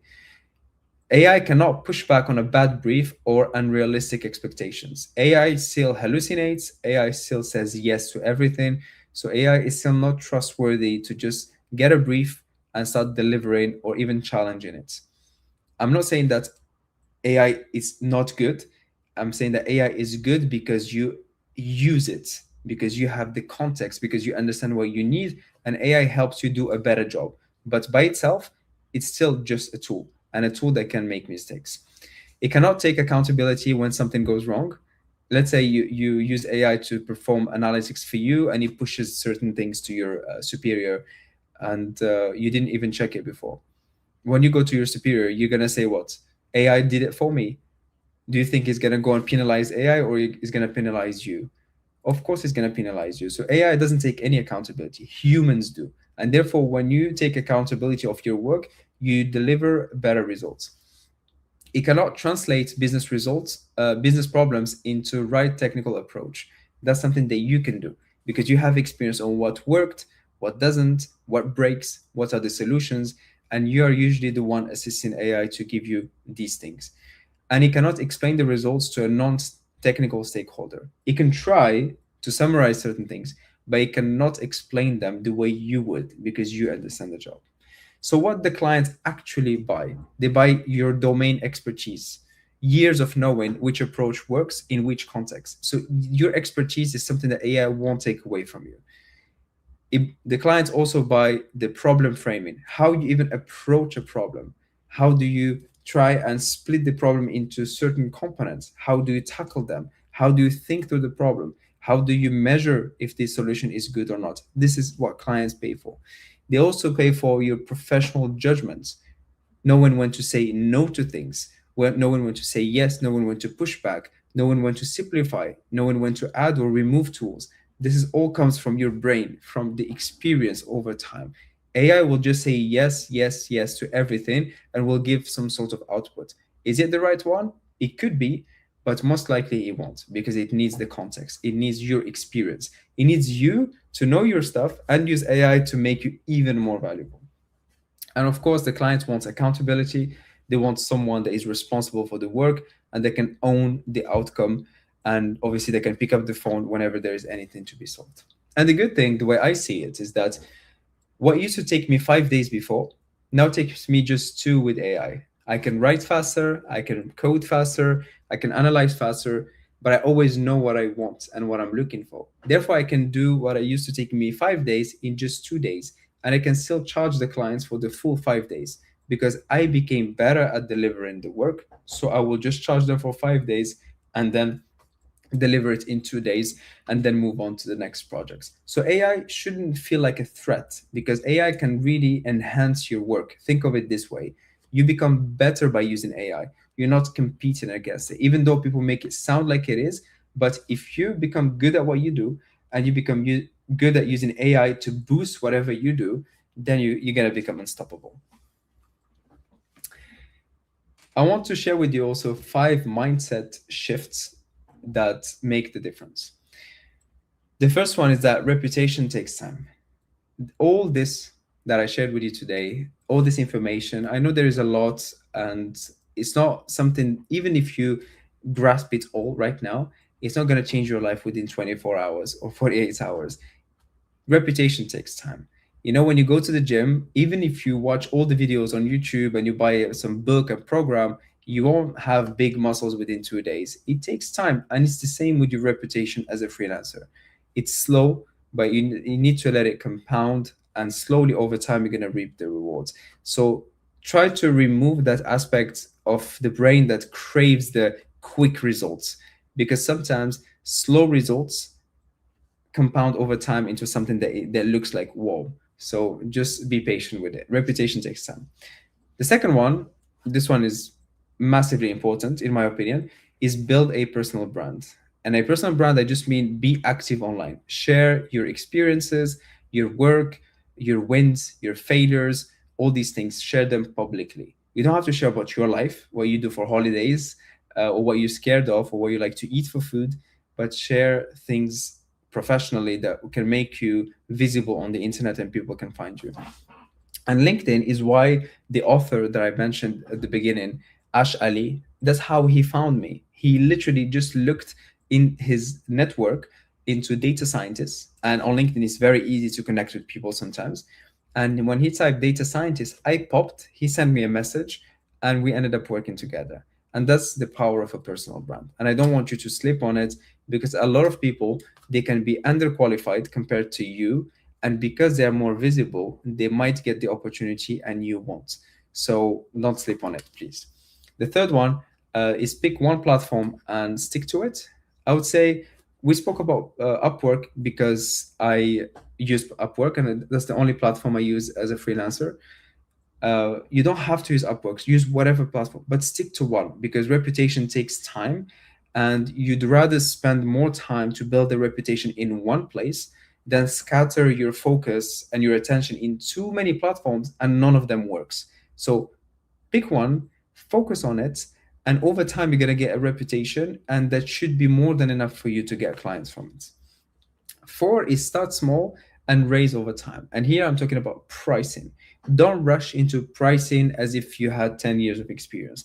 That's just not the way it works. When I started, I took on projects that were really underpaid. Like literally, it was like a joke. Right now, I wouldn't take them even, I don't know, it was just too small. But at the time, I was still in university. I was still going to do shifts as a bartender and working in a hotel and a stadium and serving beers and hot dogs. And I thought anything is better than doing that work at the time. So I took on small project. It was sometimes underpaid, but that was the investment that I had to invest in myself in order for me to slowly build a reputation. And then as soon as I started to pick up confidence and reviews and earnings, I started to increase my prices because I could justify then that I'm worth more at that time than when I started. So don't rush. Start small and raise over time. If you have lots of experience, then from the beginning, you can already price well, but still, reputation matters. And number five is deliver quality on every job, even if it's a small one. And that's whether you work on a just $150 job or a $67,000 job. Work with the same standards. Your reputation really matters. So give your all, give all the energy that you can. Deliver good quality work. Let people remember you, because many times you might end up working with the same clients again. So try and leave a very good reputation. That's very important. And for those that are curious, I have an Upwork course that I created where I share everything that I know. But this video call, I mostly share with you all the tips in there. If you're curious, you'll find it on my website. But I'm welcoming all the questions from everyone to try and answer and dig a little bit more into all the confusions you might have.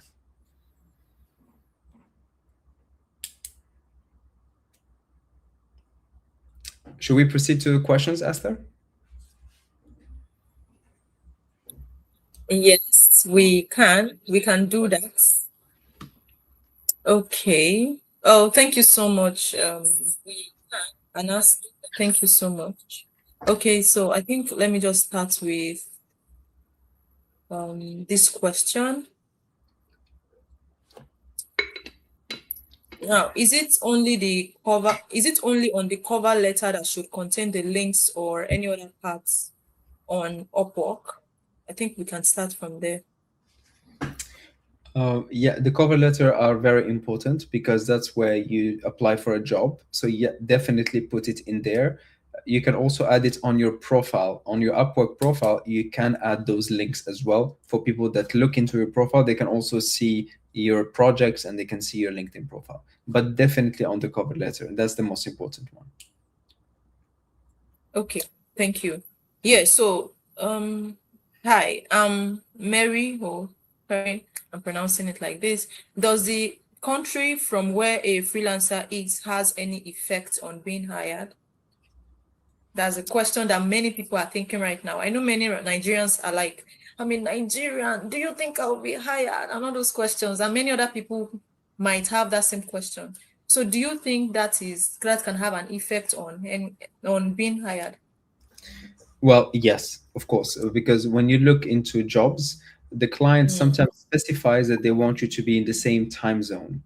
Uh, that's very important. If the client is in Asia, they want a freelancer to be also in Asia. If they're in the US, sometimes they want someone to be in the US. And that's just because they don't want to have 6 or 8 hours oh, difference in the time zone. oh, But as Nigerians, for example, I believe you guys have the same time zone as me in the UK. So the okay. time zone is Yeah. not an issue. As long as the client doesn't say only UK candidates, which rarely happens as freelancers, no, they Mm, only care about can you deliver the results.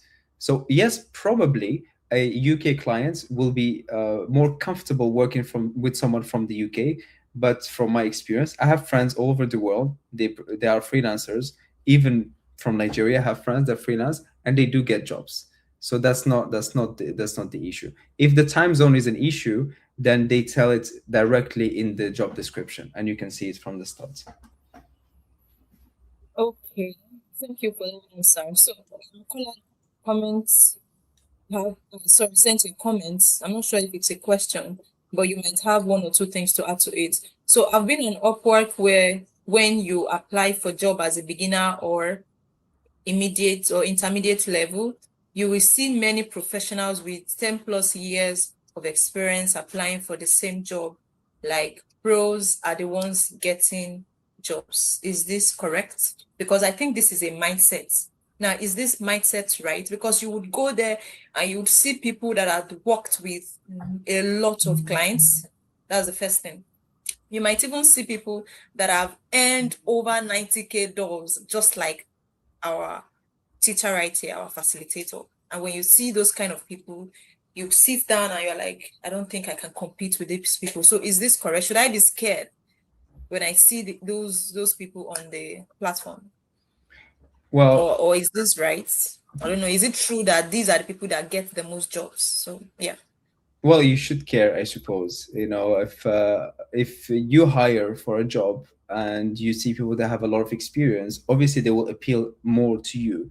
But Mm, to be fair, when I applied for jobs initially, and most of the small successes that I had on Upwork in the beginning, a lot of people applied with more experience than me. But I still looked more attractive to them because I targeted the right keywords, I spoke the right language, I put the right effort, I looked like someone that they could trust. And that's very important. If you look, even on LinkedIn, so even if you don't look into freelancing, if you apply for a job on LinkedIn, you see hundreds of candidates in there, and some of them are extremely qualified. Does it mean they're going to get the job? Not necessarily. But of course, they have an edge compared to you. But unfortunately, what happens is that a lot of candidates, they have a lot of experience, but they have zero visibility. They have zero way for you to trust their work. They just tell you they have 20 years of experience. They don't have any portfolio online. They have a LinkedIn account without even a profile picture.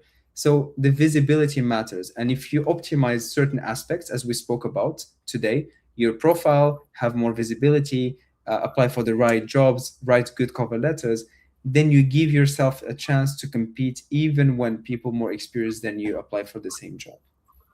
okay. Thank you so much for that answer. While you were talking, something just came to my mind. I think you mentioned that in you started 2 years ago, and I think that should be 2024. And I also believe that is it 20 am I correct? 2024 or 2023? 2 years ago. 2023, I just started freelancing 2023. Okay. And Yeah. I believe that Upwork or any other freelancing platforms had been in existence for so long. I'm sure that I Yes. think I've been hearing about Upwork for I don't know, probably before 2020. What Yes. if Anas had said, "Oh, I can see people with so many years experience. I don't think I can compete with them." Do you think he would be able to earn up to this amount that he has gathered over the years? So Yeah. please, I don't want you to have that mindset, and that's why we decided to invite him. He started with this zero experience, and he also started with $0 as well. He didn't earn anything before he started bringing people or he started working for people. So let's remove that mindset that okay, many people are there already, they've been working, I won't do it. That means you are going to be lacking the experience that you need for this. So the next question that I would ask now is for those just starting out, do you just keep skip the years of experience? Well, yes. What you can say is you can say, for example, your degree, if you studied a degree, Mm, or your certifications, or you can state the projects that you worked on. These are all relevant, you know. So, for example, initially when I just started, I didn't have experience. I just said, "Hey, I'm a master's student in computer science. I specialize in my main module is data science, and I worked on these three projects you can see on GitHub."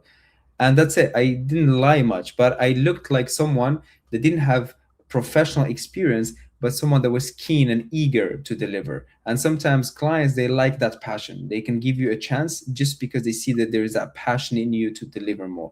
And you don't have to tell them please, or you ask them as if they do you a favor, because you're going to still deliver work, but you just don't lie. You don't say I have 5 years of experience when you're still in university, but you show them that you're still studying, or you just finish your studies, and that you are eager, you've done a few projects, you're visible online, and you want to do the work even if it's for a discount. So I think the passion and the energy matter a lot when you're just starting out. Okay, thank you. Can one apply on Upwork as a data analyst in any domain, especially if the person has domain knowledge in a particular area which is visible on LinkedIn? Yeah, that's a very interesting question. So you have usually in any domain, you have the generalist and you have the specialist.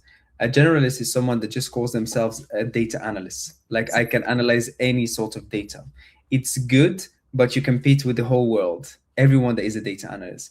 When you're a specialist, you say, I am a data analyst that specializes in healthcare. You understand how healthcare works, you understand their data, you understand their KPIs, you understand their problems and everything like this. The first one, the generalist, it seems on paper that they will have more opportunities. But in the reality, no, they just compete with a lot of people, and the pay is usually less for generalists. Let's say you apply for a generalist role as a data analyst, you will find $30 an hour. But for an ultra specialist in a specific niche, if you somehow have that experience, you can charge premium, literally premium. And the more niche your specialty is, and the more premium you can charge. So a specialty is an edge that you can leverage if you're smart about it. You will find less jobs, but in those less jobs, you're gonna have more opportunity to stand out in them. Exactly. Okay, thank you so much, Anna. So, which means if you studied health care or health related course in school, you can also use that knowledge too. Yeah, if you're interested in data analysis. Okay, I can see another question here. Says, what if the client is not impressed with your job? What should you do? Well, I mean, you can, if they're not impressed, I mean, you delivered something that is wrong, because there are many ways of the client not being impressed. If you delivered something that is wrong and they used it and you gave them a bad reputation, that's a little bit problematic. You're going to get a bad review, and most likely they're just going to stop the contract with you. If they're not impressed because, for example, you showed up late, you missed a meeting, things like this that are fixable, just try to change that. Make sure that you put more hours, you're there on time, you put in extra effort, so you kind of save the day. But if you delivered something that was wrong and they used it with their superiors and you caused an issue, usually they're going to stop the contract and you're going to get a bad review. So make sure when you do the work, take time to review the numbers, the accuracy of what you deliver, the quality of what you deliver. These are things that really matter. Hmm. Thank you so much, Anna. Something came to my mind when we were talking. And one thing that came to my mind is understanding the business needs before you start working on any project. I think it is very important that you listen. If there is an opportunity for you to jump on a call with them, understand what they want you to do, understand the business needs. And that's the first thing before you even start doing any analysis. The first thing that you should do is to understand the business. What kind of problem is this person trying to solve? And that would even help me to know how I can analyze my data. What other sources of data do I need to achieve this thing or to help them to answer it? So I think that would also help you understand what their needs are, and then you can build on that. So I think that is very important to point out. So another thing I can see here is how can one get the credit pack you use to pay for application? Yeah, the in Upwork is just called Connect. Hmm. So I believe I if you think just you go, shared, you talked about it earlier. yeah. Okay. So I think when you go on your profile, I can see here connects on the left. You see these are the tokens that I have basically. And if I don't have any, you can just click here on buy connects and they take you to the Mhm. page here where you can choose. You know, for example, if you choose 100 connects, $15. And as soon as you pay on your profile, you're gonna see they have 140. And then when you apply for jobs, they just take it out from those connects that you have. That's how it works. Okay. Thank you so much for that answer. I think the next thing, or the next question I saw. Okay, so what is your view about code emails? What is your view about code emails? I think you talked about sending out code emails on LinkedIn also. Not really. I didn't mention cold emails. Okay. I would say cold emails is more when you try and sell some sort of app or services at scale. As a freelancer, I would think it's better to do direct outreach on LinkedIn, more of a warm outreach than a cold outreach. You connect with people over time, you build a little bit of a network, and once you decide to, you know, the person, you spoke a little bit in the comments, then you can reach out to them. You say, hey, I'm Anas, I offer these services. If you happen to need this thing, you can keep me in Mm, mind. But cold outreach, it didn't work for me. I tried a little bit of cold outreach, it didn't work. So I won't tell you that it will. People can do it, and sometimes it works, but it's not a strategy that I use. So I won't speak about it. okay, that's fine. Okay, so the next one is for those of us starting out, how do we know what exact amount is reasonable to accept for a gig? Hmm. I Well, think many people should have this question so that they will not feel okay, they are being underpaid or they are asking for too much. So, what do you think is the reasonable price that they can so ask for? I mentioned here on this slide, there is no one size fits all rates. It Mhm. depends on Exactly. the client location. It depends on the project difficulty, the project length, how many hours they need you for, and also your track record. You cannot charge premium when you're just starting out, so it depends on all these aspects. If the client is based in the US and the project is intermediate level for 3 months, you can charge $20, $30 for it. If you have more experience, you could charge $40, $50 for it. But then the same project, if it's from a client in Nigeria, you're going to get much less because that's how much they pay for it. So you have to adapt to the client's needs and the client's budget as well. There's not one budget. You can't just say, I get paid $20 an hour. But by who? Who is the client? What is the industry? What is the complexity of the project? All these things come into play. Don't undersell yourself. Don't work for two, three, $5 an hour, especially as a data analyst, because you have so much to offer and to give. Unless it's your first few projects and you don't mind just getting the reviews quickly, but overall, don't try to undersell yourself. And as soon as you get comfortable in a certain price, as I mentioned here on the right, start to increase it slowly. Just start to increase. Every time you feel comfortable in something, start to push it forward. Start to put yourself again in uncomfortable situations. And let me tell you one thing. Sometimes when you price yourself higher, especially when you get a few reviews, the client sees you as more trustworthy and premium. They trust Mm, you more. But when you underprice yourself, like you deliver a crazy work for $10 an hour, they just see you as someone they can add more tasks on and they don't trust your output as much. So sometimes the mm, best decision is to increase your prices. okay. Okay. Okay. Thank you so much, Anas, for answering that question. So That's there right. was one question. Okay, can you hear me? Yes, yes. So I can see a question in the comment by Vascom Global Resources. I don't seem to understand it. You sent it about around 316, but I don't understand. So I think you should make me understand better. So does it make sense to put that you freelance on Upwork on your LinkedIn? Does it have any negative or positive impact on landing clients on LinkedIn? Not really. I mean, people don't care. As a, you're a freelancer in general, so they don't care if you freelance on a platform or from home or if you're from your mom's home or you deliver a service. Exactly. No, Exactly. It even adds to your years of experience or to what you've done. yeah, If you and don't talk. show it, people will assume you've not done anything anyways. Yes, that's a Sorry good for one. interrupting you. That's a good one. And Please, yeah. I have a tip as well. When I was in university, finishing Mm, university in 2023, I started doing freelancing. So I got some small mhm, projects. I got that project from the from Ash Ali, who is that author I spoke about earlier. And when I started to apply for my first full-time roles in the UK, mm, I didn't say that I just graduated. I said that I graduated and I have 6 months of experience. I added that as well. yeah. Those Upwork gigs that I got, I also added them as experience because they were work. They were something that I delivered.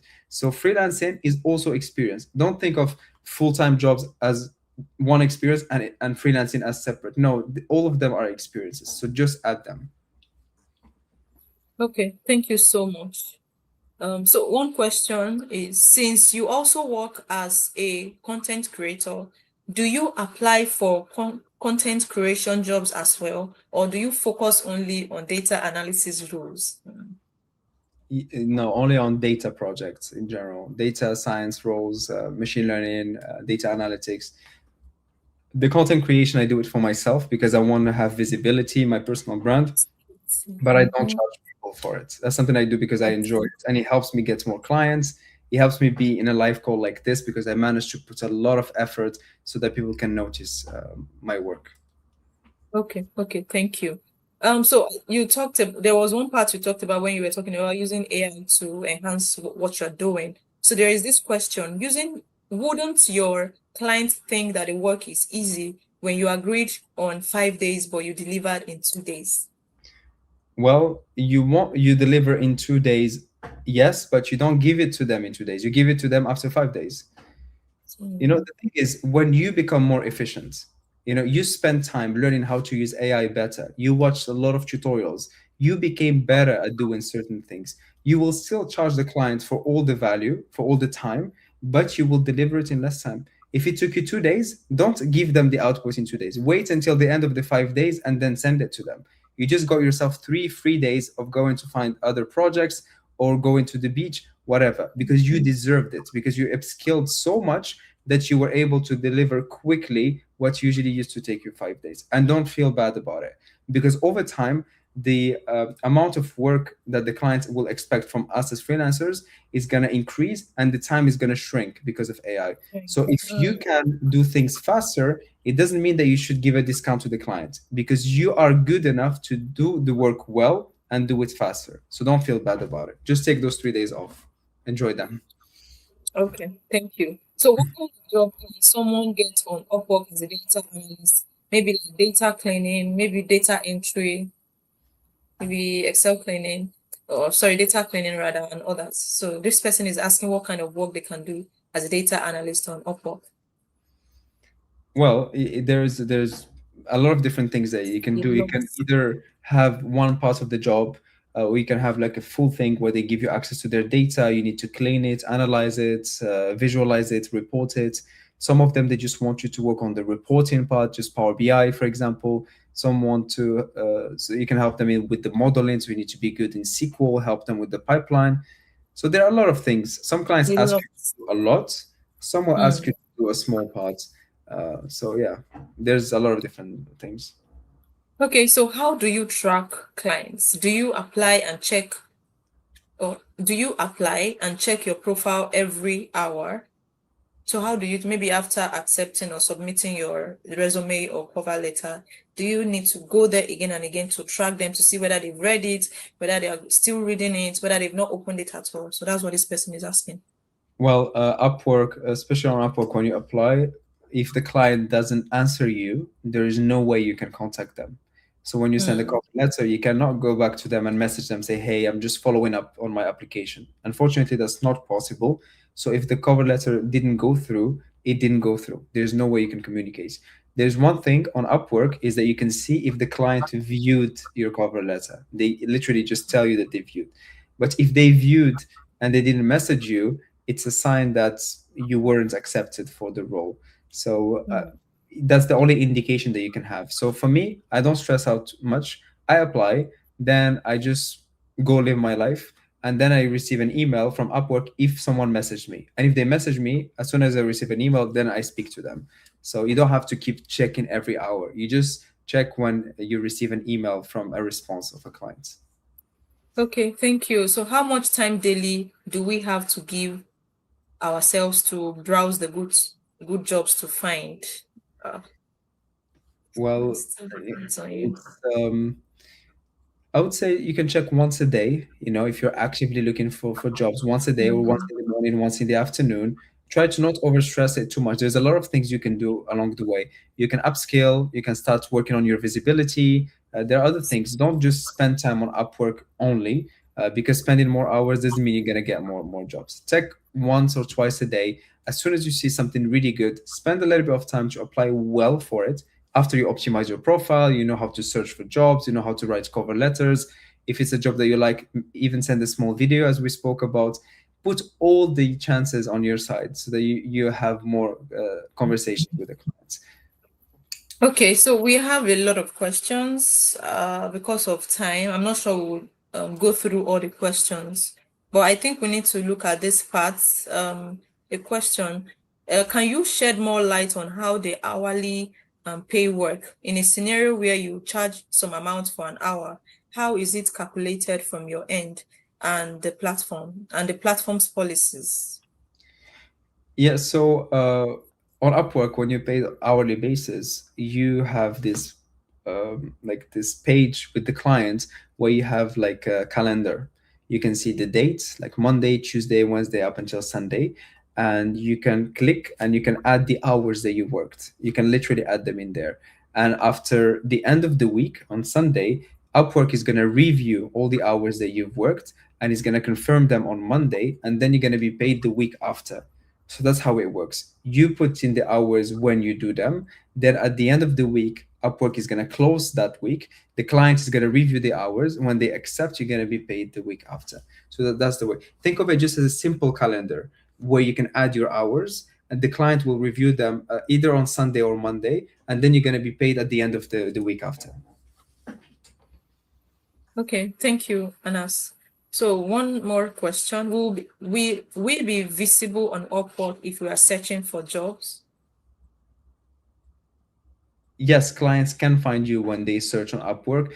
Again, as I said, in the when you optimize your profile, when you include the right keywords, and the more your reputation grows on Upwork, and the easier is for clients to find you. So of course, initially, even if you try to optimize, you won't just pop directly. So your best chance would be to apply for jobs for clients to notice you.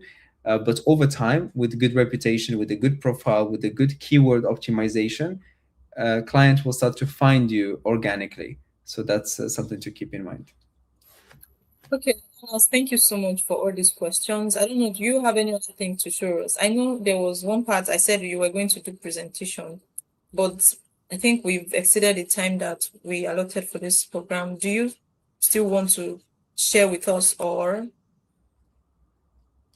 I mean, did you want us to answer all these questions? So, or do you remember some of the questions that are still here? So I just want to hear from you I think because we've I covered believe people a will lot. still go back to listen in, but I just want to know your own view. What do you think? Well, overall, I think we covered a lot of different topics in A lot here. of things. If someone feels overwhelmed by a lot of informations in here, just go rewatch it slowly. Take your time to optimize things. You can even find some videos I made on YouTube. They give you some extra context if you need. You can message me on LinkedIn. I'm happy to answer also more questions. I don't mind that at all. I can see a Mm. lot of questions. We covered quite a few. But for example, one that asked about the milestones when you work on a fixed price. Are you the one deciding the milestone, or the client? No, you agree Mm. on from the start. You find an agreement with the client. If it's a $1,000 job, you agree there's going to be 50% for the milestone one and 50% for milestone two. It's a common agreement. And as soon as it's agreed, you put it on Upwork. So then Upwork can also track that. So it's a common agreement. There's another question that I saw. Uh, Yeah. what will you do that will warrant Upwork to suspend your account? So the suspensions is doing anything that is against the legal terms of Upwork. For example, starting the job with a client on Upwork and leaving the platform whilst continuing with that client, creating fake jobs, things like this. Things that you don't want to do anyway. If you don't do any of those, you should be just fine. So you don't have to. I never had an issue with Upwork. I just do my job, I get paid, and I move on.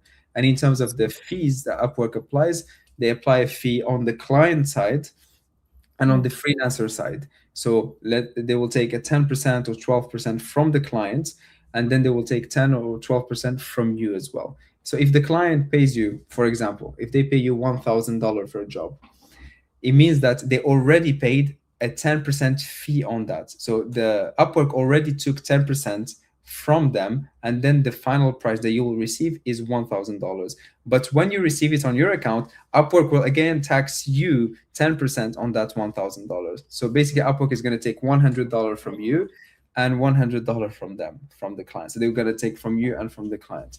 So that's something that you need to be aware of. And it's done all automatically. It's not like you have to send them the money. No, the transactions, they are dealing with them and they take the fees directly. So, I mean, Okay. apart from Okay. that, So yeah. yeah. So I saw one question. What are the core values or skills that make one best analyst? So okay. I want. Well, I don't know. Should I answer that or? yeah, I would love to hear your thoughts on it as well. Yeah. So aside from the technical skills, the various tools that we tell you to learn, SQL, Python, Power BI, Excel, aside from those skills, it is also very important to know the or have the soft skills that are required for this role that we are all in. For example, the first one will be problem solving skills. You should be able to solve problems. You should be able to ask questions. If you are not able to, if you don't know how to ask real questions or relevant questions, it will be difficult for you to solve problems. Just like what I said earlier, when someone tells you, did this job for me, the first thing is be able to ask them questions. You've given me this data. I won't just jump into analyzing it like that. No, I will settle down, listen to you. What exactly do you want? As you're asking them, that will help you to be able to solve that problem. Another thing is communication skill. Very, very, very important. That would also help you to stand out. It is one thing to be able to analyze, to use these skills. It is another thing to be able to give them the insight, to share the insight, to communicate the insights with them. Now, you're not going to be telling them your terms. I built a machine learning model. I used an algorithm, this algorithm. No, you're going to take out all those technical terms. You are able to communicate the insight that you got from it. Another one would be to be able to think critically. These are the things that would really help you to stand out. So I don't know, do you have any other thing? Because many people will tell you learn this too. But after learning all those ones, after being able to analyze, you should still be able to communicate with it. You should be able to help them to solve those problems. So as a freelancer, what other skills do you think they need to have to help them stand out, Anas?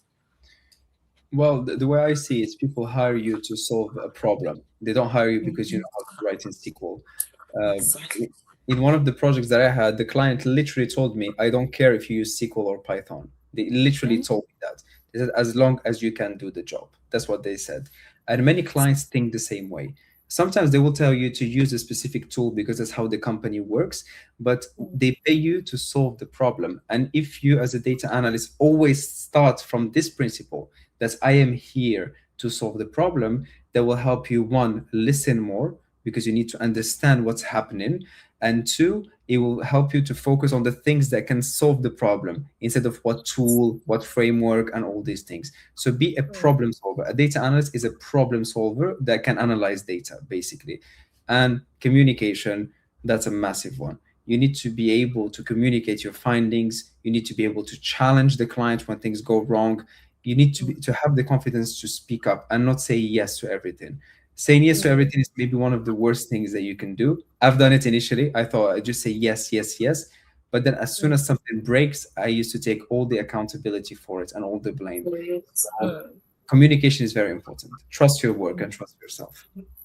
Okay, thank you so much. So sorry, I see one question here. What is the what that so I don't want you to answer it. I'm going to be doing a video on it probably next week. What is the basics to are the things to master in Excel or SQL as a beginner in order to start applying? So I don't want us to start talking about the various things that you need to learn in Excel to master it or SQL. Now, there is this question here. Is there any regulations or framework that would help you to recover your money when your client didn't pay you on the work it did for you? So I think many people might be thinking of that as well when you talked about the client's inability to do some things. So the client not paying you for work that you have delivered, yeah? Yeah. Well, Upwork, for example, they have these regulations in place that protect you as a freelancer. As long as everything is done in Upwork, as long as you're following the guidelines, then the client cannot fool you. For example, let's say that you're tracking your hours on Upwork and you've already agreed with the client and you delivered the results. The client cannot not pay you because Upwork is gonna dispute that and you're gonna win for it. But if you decide that you're going to work outside of Upwork with the clients, then you have no protection. And if they decide to just leave and not pay you, then they can do it. So be careful with that. That's why it's best to stay on a platform that can secure the payments for you so you don't get fooled, even though they take 10% of your income, roughly. Okay, thank you so much. So last question, I don't know if you would be able to do that. Some sample sites, someone wants you to share some sample sites to do projects that will contribute to your profiles. Okay, so there are a lot of, I think, let me just quickly answer.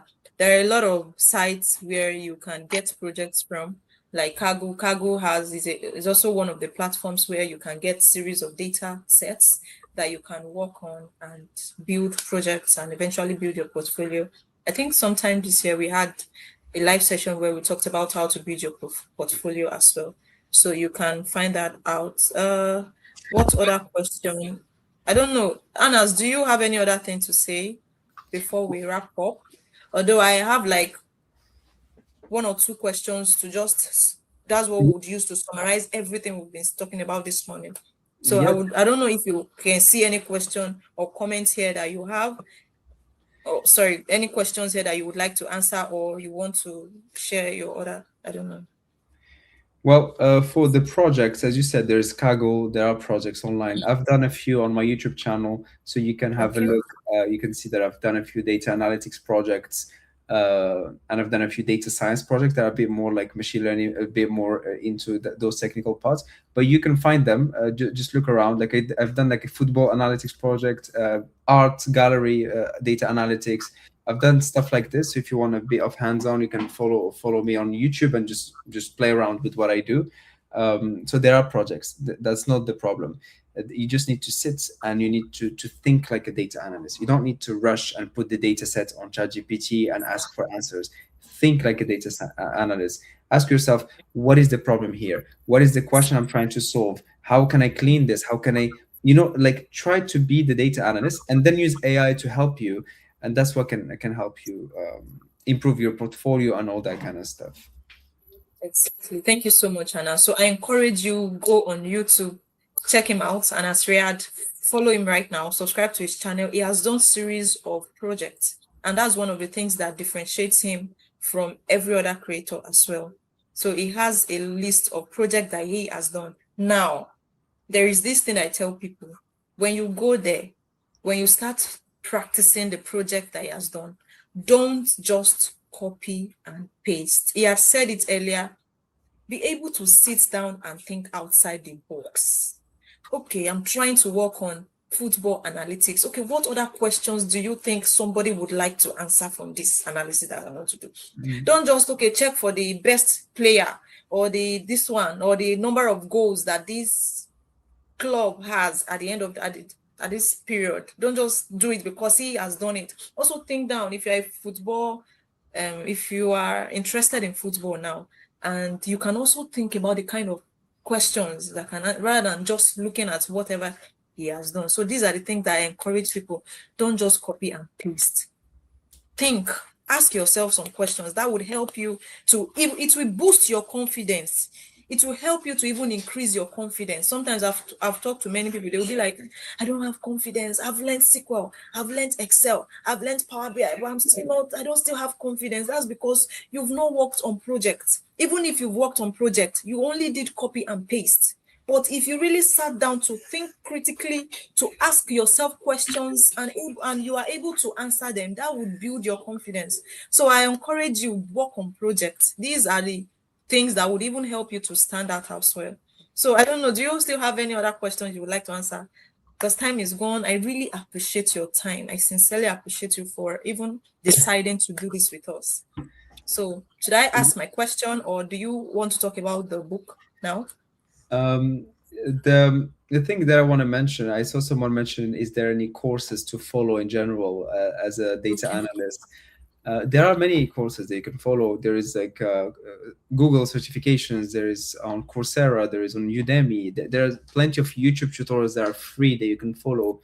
What I would say is that pick one or two and stick to them and practice a lot, because you can get lost easily in spending hours and hours watching videos and not learning anything. It happened to me before. I used to watch like 12-hour courses and I thought that I was very productive. I was watching it from the couch. I was watching it 2x speed and I thought that I was learning. But as soon as I needed to practice and do things hands-on, I could even write a simple function, you know? Mm. So the reality is we have access to information. Most of it is even free on YouTube. So pick one or two good resources. Pick one project where you can apply those learnings and directly start applying. The reality is you don't need to spend 25 hours watching the Google course just to never do any project. That's procrastination that seems like you're productive. So try to avoid that. That's on the course side. So hands on, hands on, hands on. You know, I have this rule: 20% of theory, 80% of practice. I don't spend Yeah, all my days watching videos. 20% just to get the information. 80% is directly on the project. Initially, exactly. maybe when you're just starting out, you need more theory, but quickly you need to hands on, hands on, hands on. That's how you learn and you become more valuable.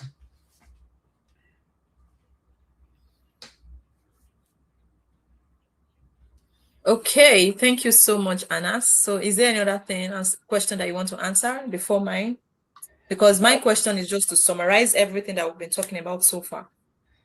Yeah, I mean, we can move to the summarization if you want. Okay, okay.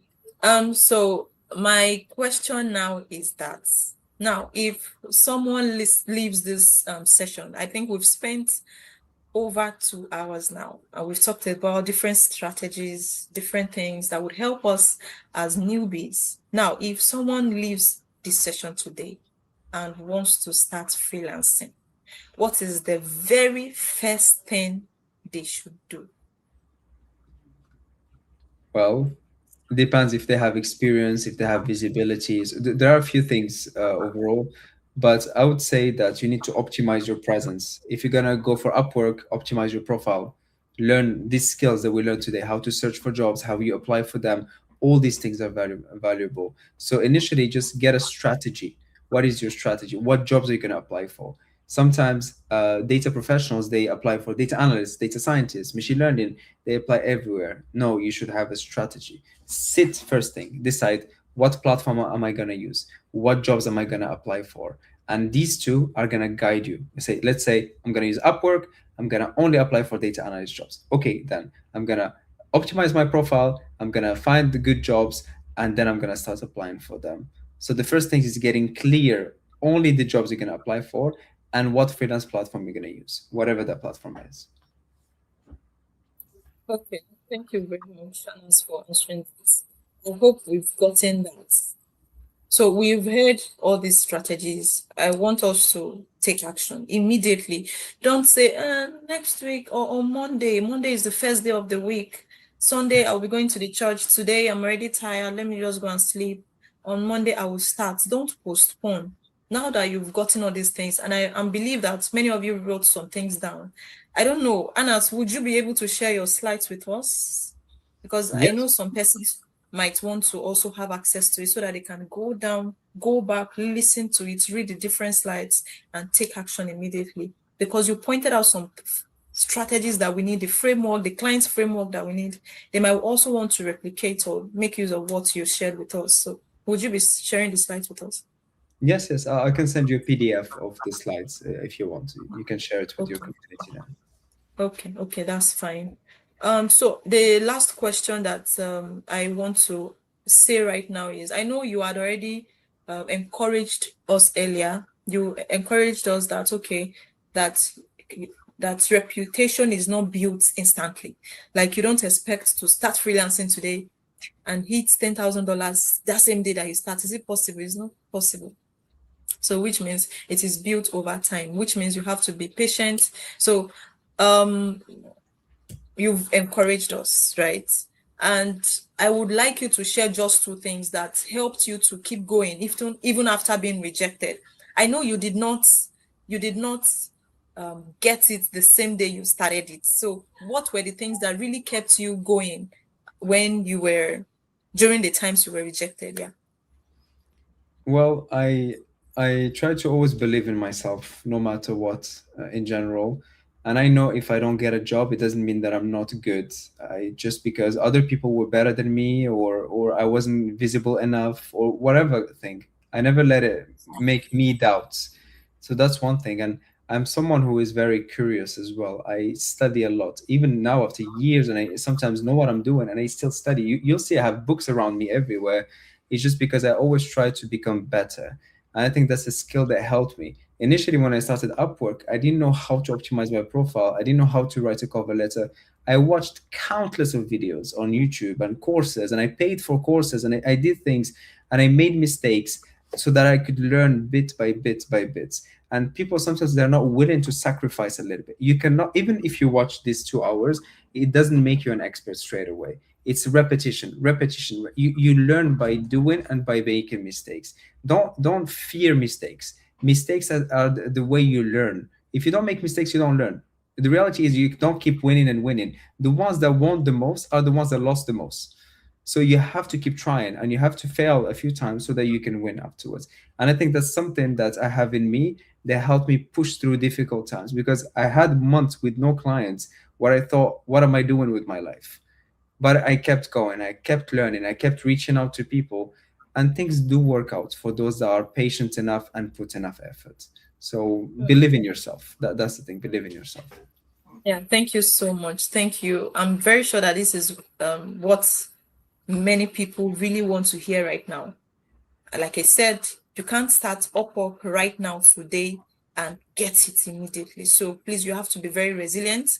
You also have to keep trying, and you also need to continuously learn. Don't just wait until I get something while you are still looking for the freelancing opportunity. Sorry, for the opportunity now. Ensure that you are also learning, sharpening your brain, sharpening everything that you have learned so far. So, Anas, when I called you, you told me that you had a book and it also has different strategies. And sincerely speaking, you've dished a lot of values. You've dished a lot of strategies that I believe people would benefit from. They've even benefited from it. So, Yes. and I believe that your book also has a lot of insights that would help them, actionable insights that they can also add to whatever they've learned today. I don't know why you've not talked about it, but I would like you to let them know about the book. Well, it's not a book actually. It's a Okay, it's course. not a book. Okay, okay, I okay. mentioned it here. So you just find it on my website. It's Okay. anasriad.com/Upwork course. And basically here I just share everything that I taught you, but there is more structure, there are videos, there are examples, there are templates, and there is more things that obviously we couldn't cover in 2 hours. So it's the like the premium option if you want, where I put everything that I know in one place.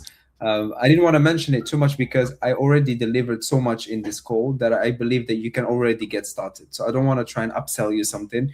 If you want a structured way of learning and have these things along the way, and you can revert back to them whenever needed, and access to me to ask me questions within my community, you can consider purchasing the course. Otherwise, I feel like I already gave you a lot of things to get started. So I didn't hide anything from you guys. It's not like you're gonna find something there that I didn't share. I shared with you things. I didn't hide anything. I showed you the templates, the way I filter, the way I write. So you're gonna find more things, more structure there, because I spend more time editing the videos and doing things nicely. But if you're curious, this is my website. You can save it and have a quick look. Okay, thank you so much, Anas. Please, can you share the link with us in the comments while I'm trying to summarize everything? If you have the link, you can just share it in the comments so that people can click on the link and use it. So I sincerely appreciate it. It's what an incredible session. I think incredible is an understatement. Thank you so much for taking time to share your journey with us. You shared your experience, you shared practical insights with us today. And I'm sure everybody would agree with me that it was not just inspiring, it was an incredible session. And I also believe everything that you've said today is actionable, is not theoretical alone. And so to everyone who joined us today, thank you so much for also spending the time. I know we said we're going to finish by 4 o'clock Nigerian time, or Nigerian time, and we've exceeded it by 20 minutes. Thank you so much for still staying till this time. I hope you enjoyed today's session. I hope today's session had shown you that freelancing is not just reserved for those with 10 plus years experience, just like someone said in the session, in the comment section. And so with the right skills, with the right strategy that he had mentioned, with consistent effort, I'm sure that it will be it's a path within your reach. It's something that you can also succeed in. And now let's I don't want us to just end today's session like this. I want you to, like I said before, take what you've learned, put it into practice, create your profile on Upwork, be visible on LinkedIn. I don't know how to explain this thing, because this is what I tell people every time. Improve your portfolio, send out proposals to people, keep showing up, don't give up easily. And remember that progress will come when you take action. When you don't take action, progress will not come. When you don't take action, confidence will not build up. So you build your confidence by taking action, by practicing what you are learning. And if you enjoyed this session, please give this video a thumbs up. And I want you also to appreciate Anas in the session, in the comment section, please. Many people have been saying thank you, thank you, thank you. I'm happy to see that. I want more people to appreciate him, appreciate Anas for taking his time to explain all these things. And you can also share with us one thing that you've taken from is this session today. So like I said, give this video a thumbs up, subscribe to the channel, and share it with someone who could also benefit from it. Please don't forget to also subscribe to Anas YouTube channel. Connect with him on LinkedIn. If you have any questions relating to freelancing, please do well to ask him in the comments. If you want to book consultation, you want to have one-on-one consultation with him, please, I would like you to book it, speak with him, and I'm sure that he's going to answer you. Yes. So once again, thank you, everyone. Anas, I don't know, I'm not sure if you have anything to say. Yeah, I want to say thanks for everyone for joining and spending some of your weekend with us. It's been a real pleasure. I hope you've got some extra information that you can use, hopefully, to get your clients and earn some extra income as a freelancer. I couldn't answer the comments because for some reason the platform was blocking me from commenting. So I could see everyone's messages, appreciation. Thank you very much for joining me. Honestly, it's been a real pleasure, and Esther has been fantastic leading the conversation. Her questions have been on point, and it's been just a smooth sail overall. Thank you, everyone. I really enjoyed the session as well. Thank you so much once again, Anas. I've sent the link there in the comment section. Please, you can click on it, and yeah, you can click on it and use the link to get the course yourself. You can also use my coupon code to get 70% of the course for those that would be interested in it. And I would want you to also get this course as well to get much more actionable insights that would help you to enhance or grow your journey. So thank you once again, everybody, for joining the call. Please enjoy the rest of your day today. Thank you again, Anas. Thank you very much, everyone, and have a good Thank weekend. you. All right, bye.